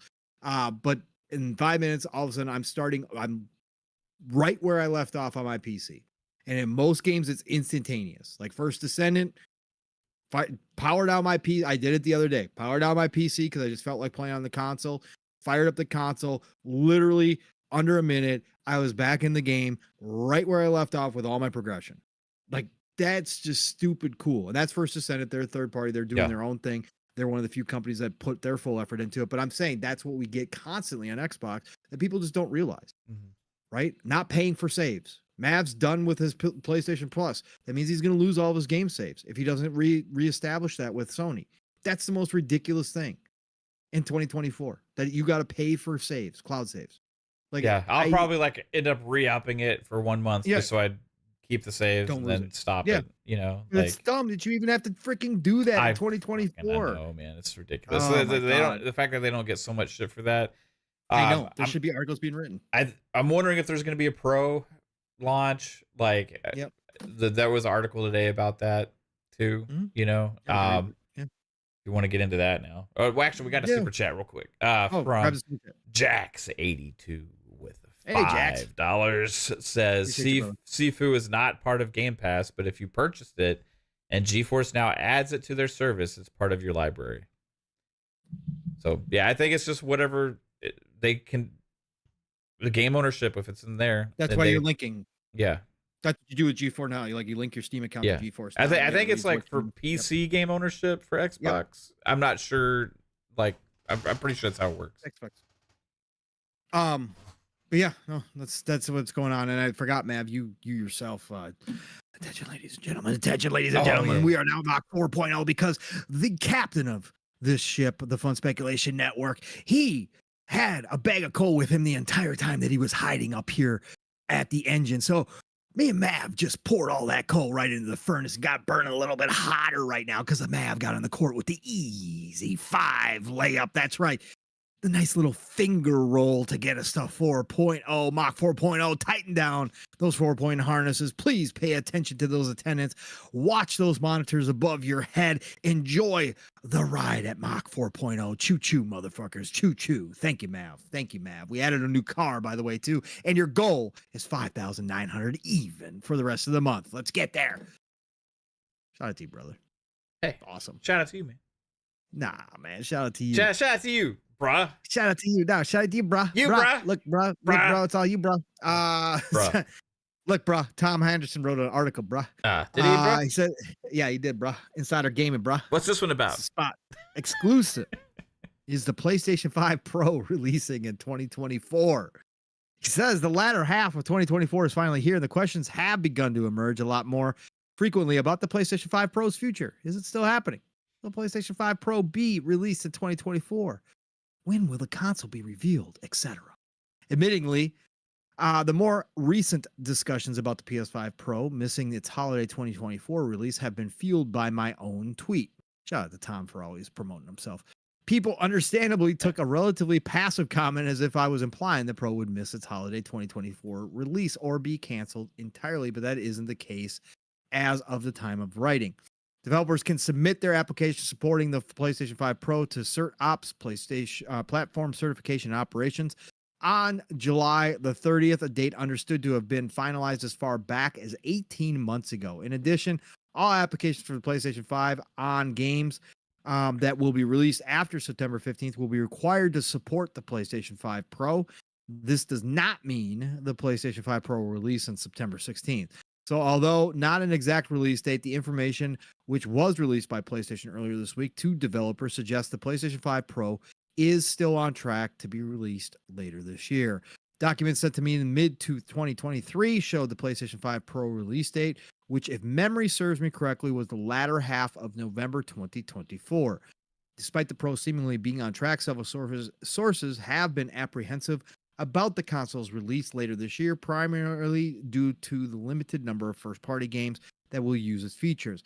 However, regarding documentation, 90 to 95% of my reporting involves documentation sources. Nothing implies that the PlayStation 5 Pro has been delayed or canceled.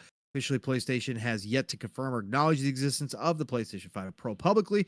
Still, developers are working hard behind the scenes on the PlayStation 5 development kits, with the PlayStation 5 Pro testing kits also being distributed this spring.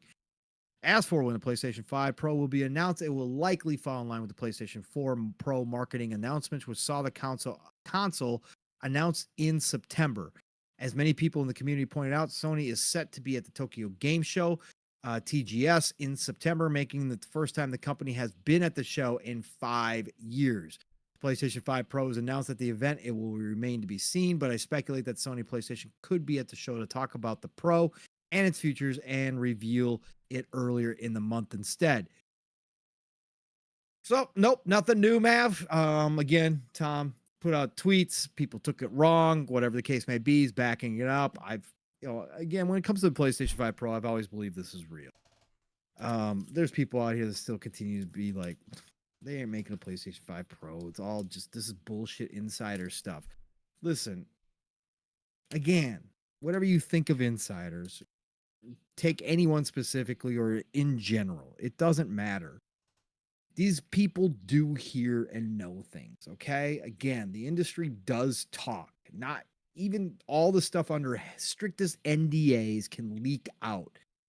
And there are people who have friends in the industry in all sorts of places within these companies, and they are going to find things out.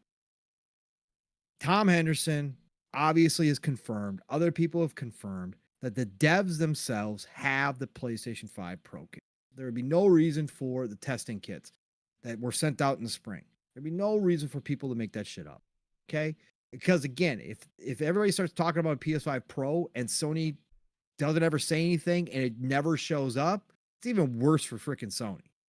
Okay? Because all these people are expecting a PlayStation 5 Pro to blow everybody out of the water with new tech and all this kind of stuff, and it never shows up. It's going to be a huge disappointment. There's no reason to talk about this shit. So the devs, again, have the testing kits. I believe this is a real deal. I do believe it still launches this year. I think that, and I think we said, I don't know if we've actually talked about this. Might have been one of our weeks off, Matt, when PlayStation was announced to be at TGS for the first time in 5 years. I remember thinking to myself, okay, well, they got something. They got something. It's again, Sony skipping all these other shows, doing their own thing all the damn time. All of a sudden, they're going to show up at TGS this year. They're going to show up to TGS after 5-year absence empty-handed. They're going to have something there. And I like Tom Henderson's thinking here that they're going to show off the PlayStation 5 Pro earlier in the month with a big, to-do showcase or whatever else. Hopes and dreams, as we've talked about, speculated here for a long time now. And then be at TGS and get into details a little bit about the Pro. I think that makes a lot of sense. They could announce it at TGS, obviously, but I think doing their own showcase really earlier in the month of September really does kind of hit the nail on the head from how I think. But man, what do you think about the PlayStation 5 Pro? Is it real? We're going to hear about it this year. Is it going to get delayed because they have no roadmap, because they have no first party titles to speak of? I mean, is Astro going to sell the PS5 Pro? What are they thinking here? What do you think is going to happen, brother? I think it'll exist. I think it'll probably make November. I once they had the really shitty showcase, I've assumed that they'll have a better one when they announce the Pro, whenever that is, and that's when they'll have more of their like Sony games, the typical PlayStation games there. And I'm thinking maybe it'll be, like he said, in September. This is stuff we've been speculating on for a while now. So it makes sense. Everything seems to be in line. I will be watching and waiting for a reason to buy it.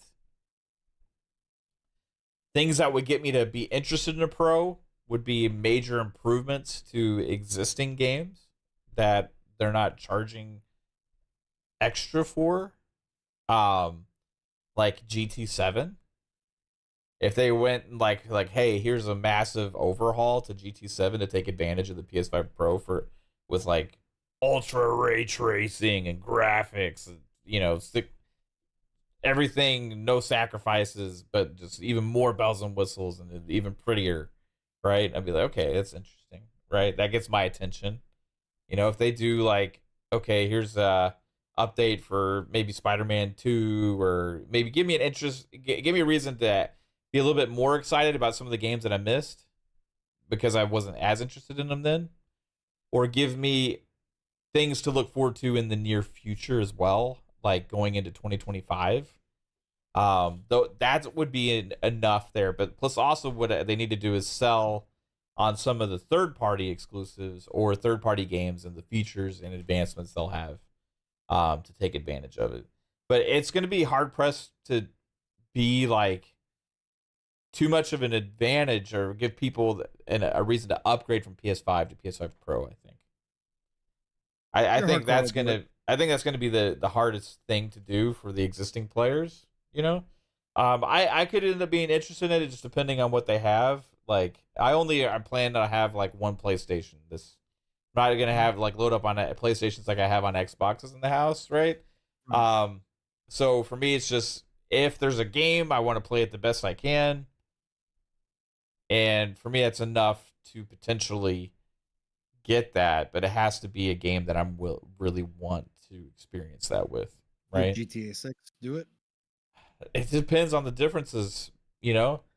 It really does. Like, that's one that's interesting. Now I'm gonna be playing that multiplayer with Kate with GTA Online. Right. And I'm not gonna get 2 fucking PlayStations for that. And will it probably have cross buy or cross play? I'm assuming. Cross-play would I would assume so, right? Not cross buy, but Nah, cross-play, no. Xbox only got to buy 1 copy, Right. and I can play on her Xbox PC. and my Xbox. You know what I mean? So like, Or PC when it finally comes. right? So like for me, like we'll probably just be playing on Xbox for that. Now, if it's like a substantial difference, a game like that might make enough of a difference to actually think about it. If it's like an inconsistent, shitty 30 on one and a smooth 60 on the other, that's like, okay, that's like enough to actually think about where I would choose to play something, especially a game like GTA. Because man, when the difference for GTA 5 60 to 30 is fucking huge. Right. It feels completely different. It feels like a way better game. That's why I've been craving for Red Dead Redemption 2 to hit 60. Now, let's say they update that or something that's only possible on the Pro as Now, you well. played Like, Red Dead on your PC, right? Too? yeah, well, fuck, man. It's like amazing at the higher frame rates, dude. Right. Yeah. Like, it is, bro. Like, it's just insane. I agree. It's gonna be interesting to see if they do the upgrades for free. Yeah. Most of the casual games are like Madden's gonna be fine. Assassin's Creed, all those things that run at 60. You know, like it's gonna take a game that like runs like shit on existing hardware, runs like really smooth.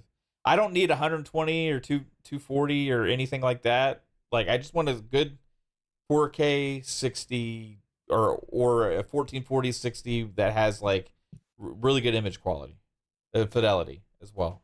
You know, When's it the rooftops that Wolverine is running across ray tracing? No, I don't really give a shit. But like certain games would, if it like certain games would, like racing games make a difference for me, right? Of course. So something like Spider-Man, it would have to be like, or Wolverine would have to be a drastic difference where like I can just look at it and be like, oh wow, you know, I don't need like, I don't need like a Digital Foundry comparison to where I'm like, that I see that shadow's a little bit less pixelated over here, or like that puddle has the ray tracing on the reflection, and that puddle is a little bit better resolution than the reflection in that puddle on the like shit like that.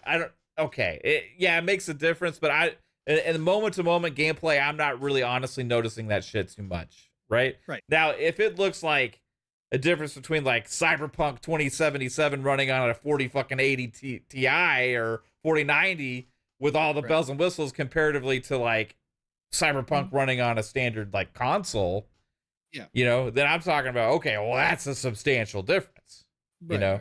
So it takes like, it would need to be a drastic overhaul to where my eyes actually just go like, holy shit, you know?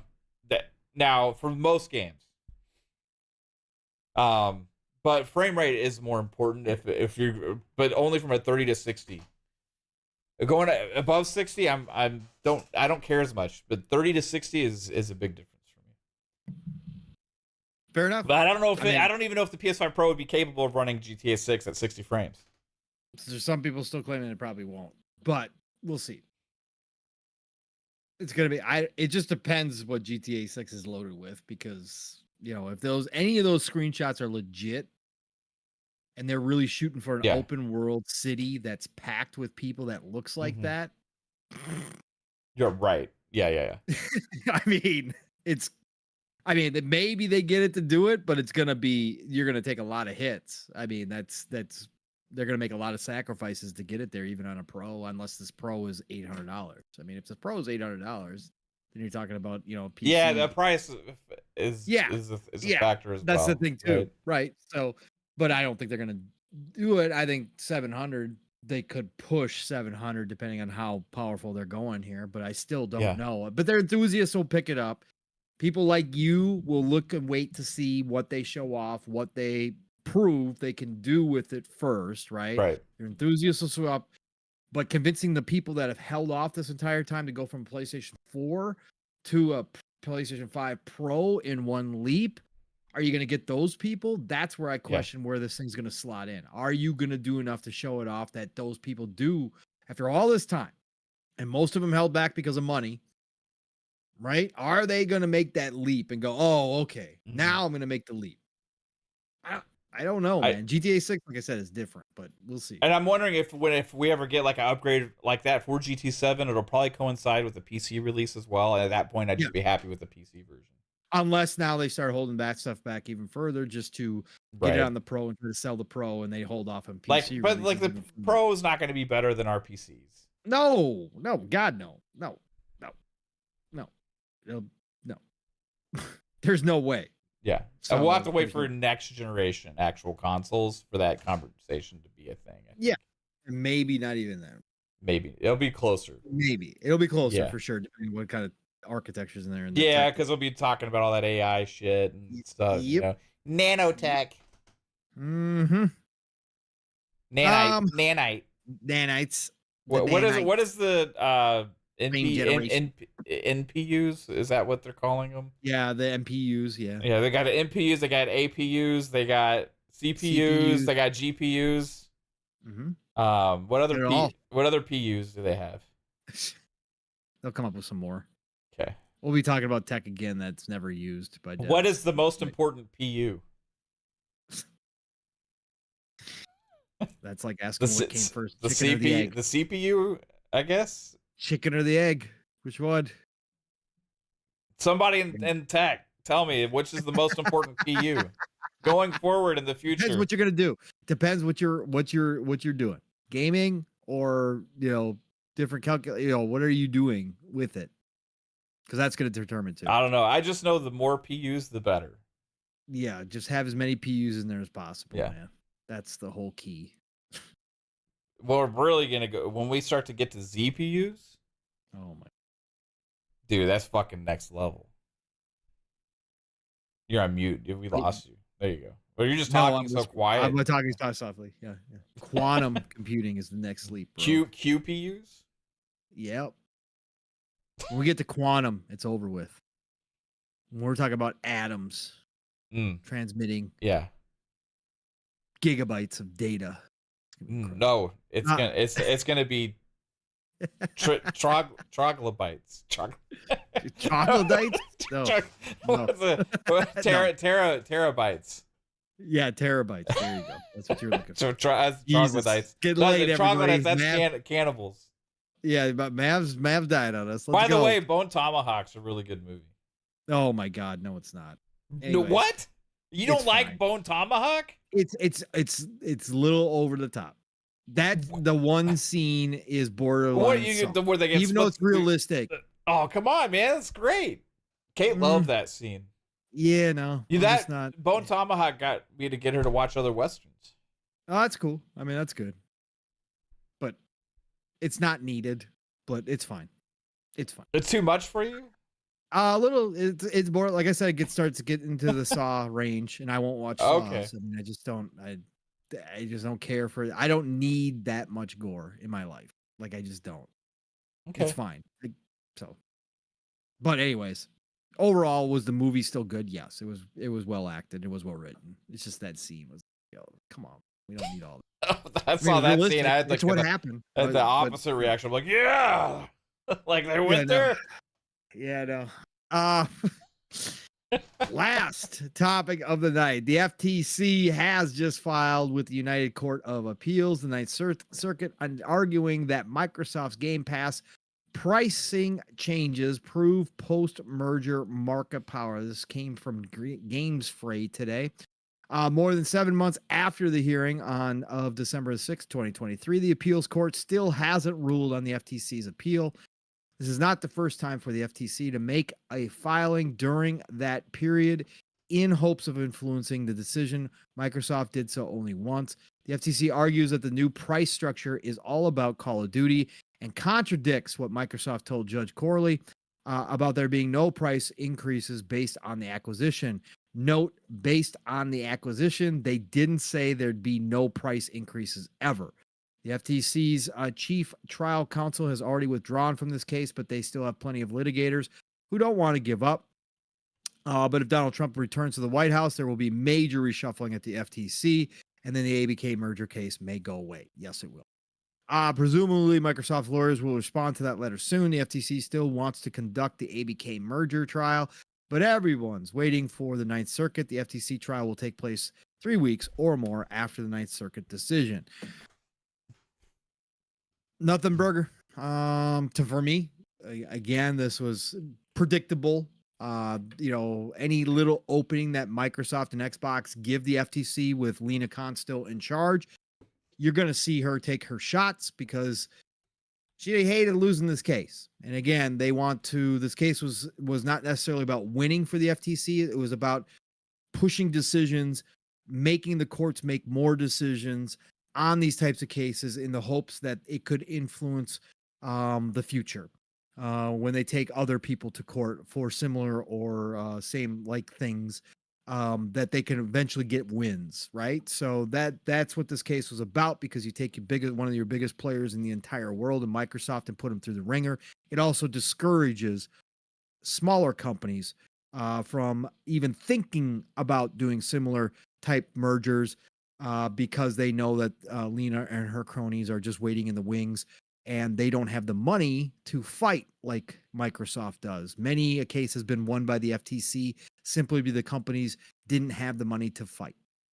Microsoft was a different beast. They knew that going in, and they lost. But Lena's still going to take her shots. And this was an opening, man. Again, we had the quotes. Again, yes, they never said they would never raise prices on Game Pass. That's not what was stated.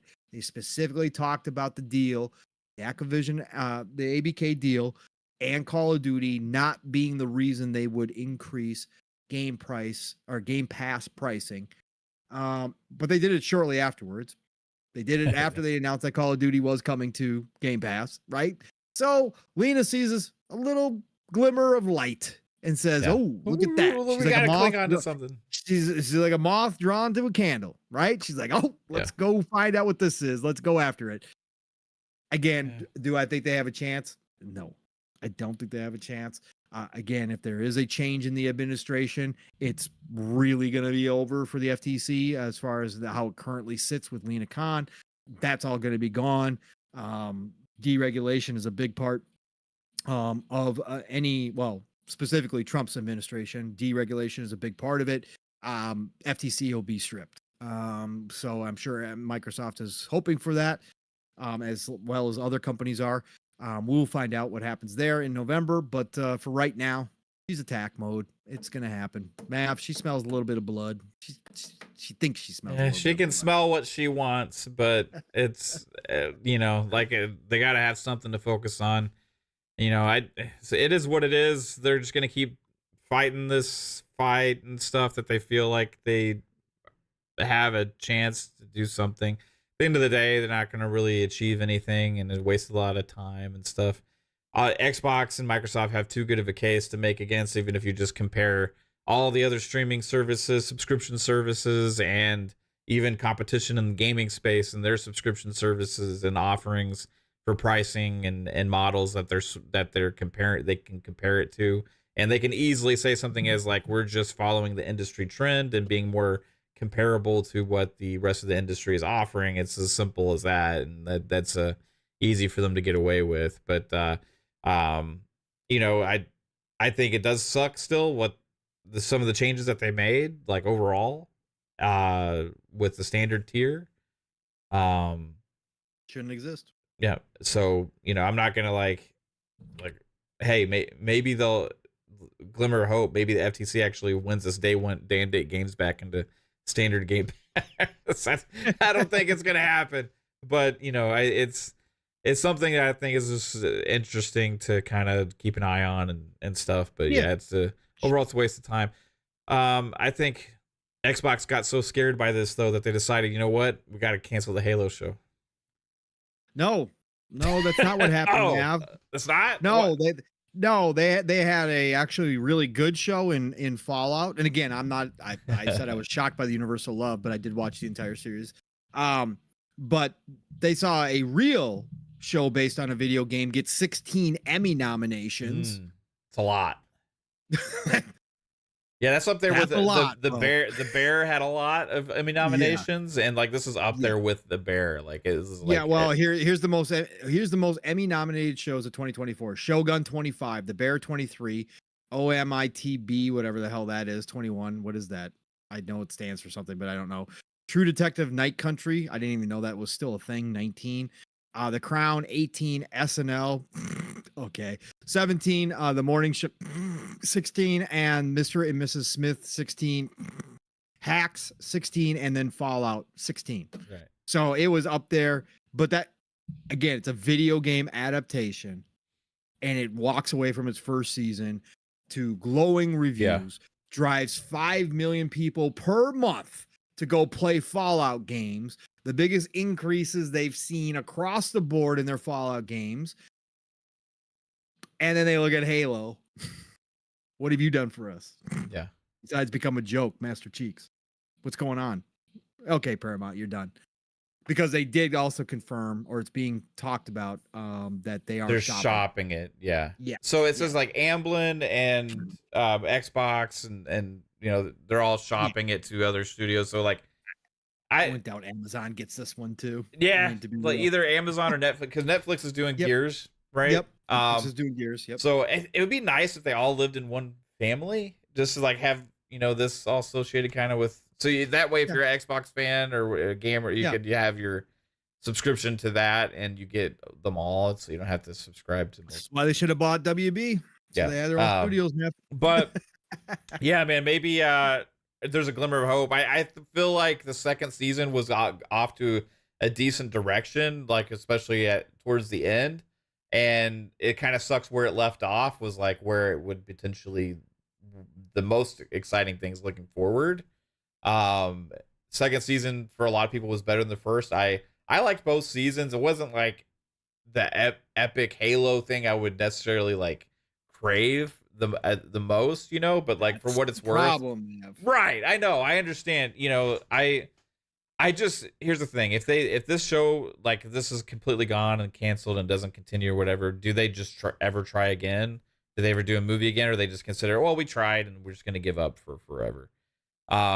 Because I want to have a thing where they keep it investing in Halo in all these different ways and trying to do these things and stuff. And like, I understand that maybe they made wrong decisions with certain things, right? Like they didn't stay true to things and they got the wrong people. They didn't even play the games, Mav.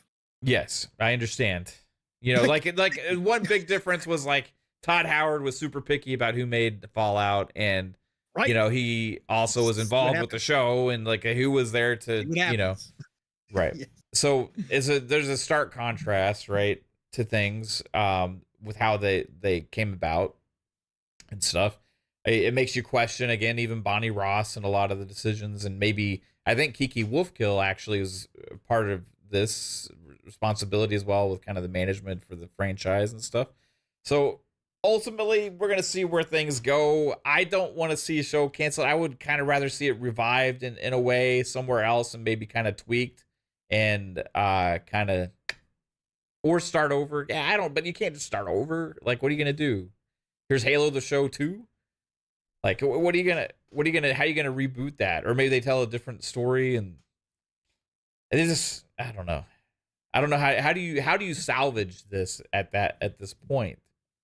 Like, I think you bring it back as a true Halo show, right? And I think that there should be some. But is that already tarnished? 'Cause this is No, called Halo.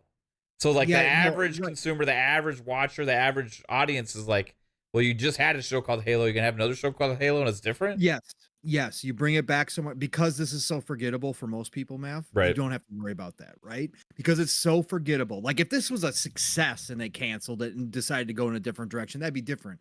This, I mean, yes, a lot of people watch the show. There was a lot of people in your camp. I'm not taking away from it. Again, I haven't even watched it once because I had no interest. But there was people, Halo fans like yourself, who were enjoying the show for what it was, right? Right. But overall, Still it not what didn't I would have- want it to be, but like what it was, I was still enjoying Right. it. Right. But because the impact was so light, even if a lot of Yeah. people watched it, and I know it was one of Paramount's most watched shows, if not the most watched show, it still was light in the grand scheme of things. So what you can do, Mav, and why I was going to say that Halo fans, specifically like you, should be optimistic for the future that they are shopping this around, because I believe, Mav, that they do obviously have ideas or are already in the works of rebooting Halo as a video game, Right. right? Whether they take it a new direction or whatever. They've seen the impact that a show has on old games. We talked about it. What if they had had a new Fallout game ready for the show with this much success? That new game would have sold. Who Yeah. knows? It probably would have broke records for Fallout games sold, right? It would have been massive. Okay. They already saw that bump. So if they start now and they made a quick decision, if this is all true, they made a quick decision, cut Paramount Plus off, start shopping immediately. We know the reboot's coming at some point. If they can find somebody that is going to respect it, that is going to take Halo to the video game type show, that respects the lore, that respects the franchise for what it is, that respects Master Chief, that brings that video game action more so to the show itself, and they line that up in close proximity to or right after a reboot, they've got to see the power in that. And that's why I think I would be optimistic if this was something I was looking forward to. And again, if they do the show right, I will definitely be on board because again, I've seen things that people have done with Halo shorts and that kind of stuff that I would have gone and seen instantaneously. So I think this should be something that we look at and go, okay, they get it now. Like they get it. They've seen what a real show can do. They are making this quick decision. They are turning around. They're shopping immediately, and they might have something lined up for the reboot or whatever the next Halo franchise comes from, wherever it comes from, that they're going to be ready for it. And I think that that would be beautiful. What a way to refresh, restart, have a show that kicks ass about Halo, have a brand new kind of game, rebooting the franchise, double whammy out the gate. I think it could be awesome, man. I really do. Yeah. I have faith. I hope so. I'm a casual Halo fan. Yeah, I hope so. I hope so. Yes. Hope so. Hope Yes. so. So do I.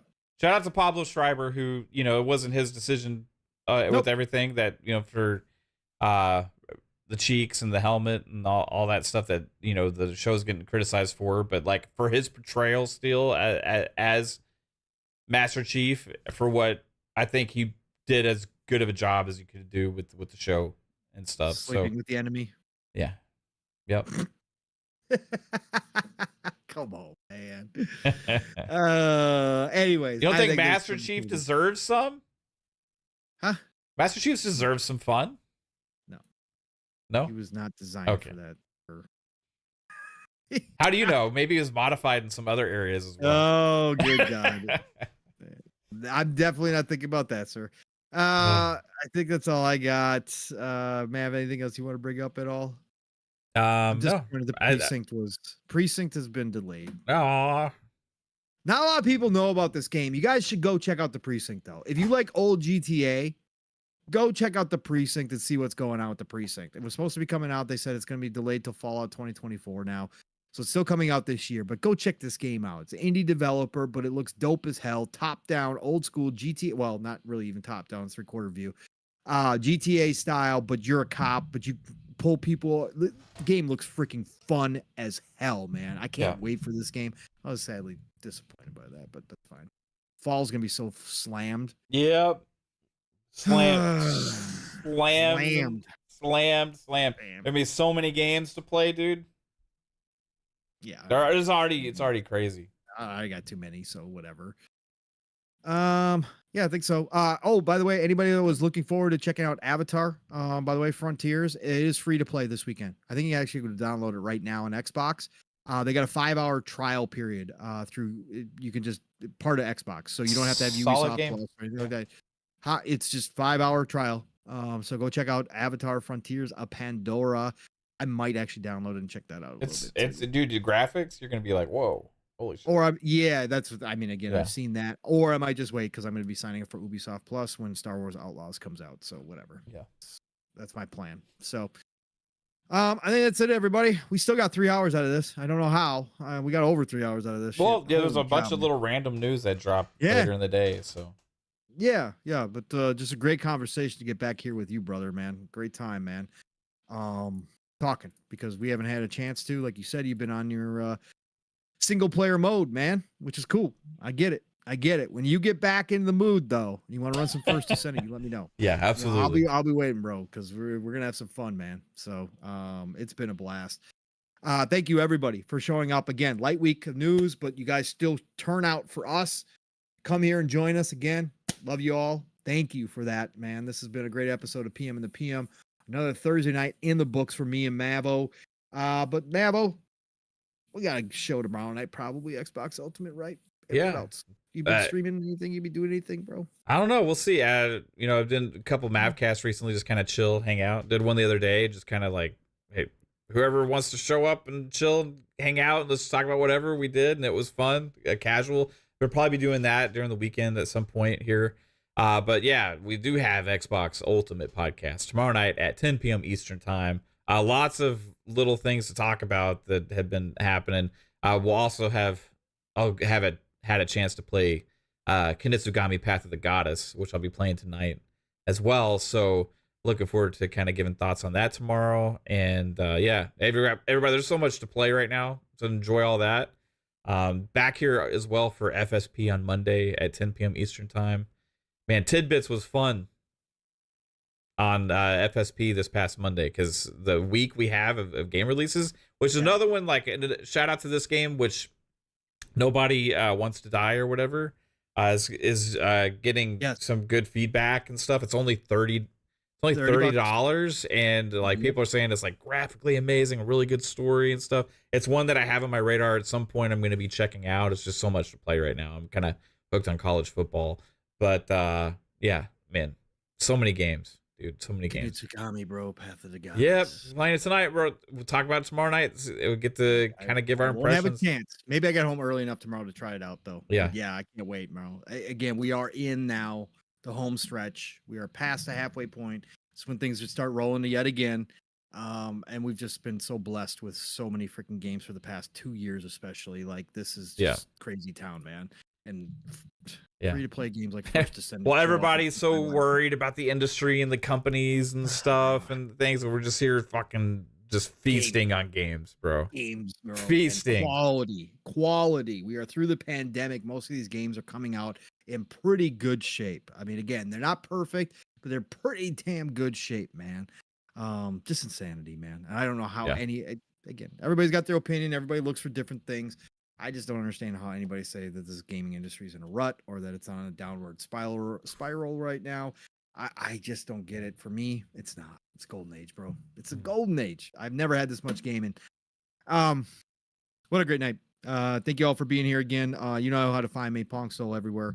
Xbox, X formerly known as Twitter, and obviously all Steam, Epic, Blog, GOG, wherever. I should be there tomorrow night. Yet again, I make no promises on Fridays because things pop up on stuff in real life. But I should be there tomorrow night, joining the bros for Xbox Ultimate right here, 10 p.m. Eastern, 9 o'clock Central Time. Be there for that. And then we are all go as of right now for Saturday morning. That's right, living split screen. Split screen's all one word. Myself, my brother from another steel rain, and he's working overnights this week. So therefore, he will be ready to rock and roll Saturday morning, even more than normal. That dude now on these weeks, yo, I get behind the scenes with him. He's singing, he's dancing on screen while he's getting shit together. Like, he's rock and roll. He just worked like a 10, 11-hour shit. He's rolling, man. So get ready for that. Living split screen Saturday mornings, 10 a.m. Eastern, 9 o'clock Central Time. Steel, in fact, played some Flintlock today when he got home from work. He live streamed it this morning. You can go back and catch that on the Living Split Screen channel. Get a good look at Flintlock. Again, I played Flintlock on the demo. Not a game for me. I still don't know. I didn't get a chance to watch it today to see how Steel was feeling about it. I've seen mixed reactions, but it's in Game Pass. No risk. Go check it out. That's the best part about this as well. But yeah, Living Split Screen, 10 a.m. Eastern, 9 o'clock Central Time. Be there for that. 3+ hours. Buckle up. We will get your weekend started, or take you from the afternoon to the evening if you're across the pond. And then Saturday night, we should be back for the Shop Podcast. PTK called the show last week. He wasn't feeling well, but he says he's feeling better now. So things should be lining up good to go for the Shop Podcast. The best way to end your Saturday night, 10 p.m. Eastern, 9 o'clock Central Time. PTK Blam, Fuzzy Belvedere, myself, and we usually have at least 1 or 2 guests. Chill with us while you're playing video games. Have us on in the background. Nice, easy show to listen to, man. So the Shop Podcast, Saturday night, and then next week it starts all over again. Double Barrel Gaming is the channel. Boomstick is the man 5 days a week, but Tuesdays, it is All Good Things Green. Xbox Factor Podcast, 12 p.m. Eastern, 11 o'clock Central Time. Join that crew there. And then, God willing, back here with my bro, right here, Fun Speculation, Mav, for the Fun Speculation Network, and PM in the PM, Pong and Mav in the PM, next Thursday night, 7 p.m. Eastern, 6 o'clock Central Time. Otherwise, y'all, it's the golden age of gaming. Whatever's going on, I hope you're getting a chance to play some of this crazy good stuff out here right now, and more is on the way. Play what you love what you play, and I'm going to talk to y'all real soon. Have a good Friday. Have a good start to your weekend, whatever it may be. Mav, get us out of here, Brody. Bye, everybody. Peace.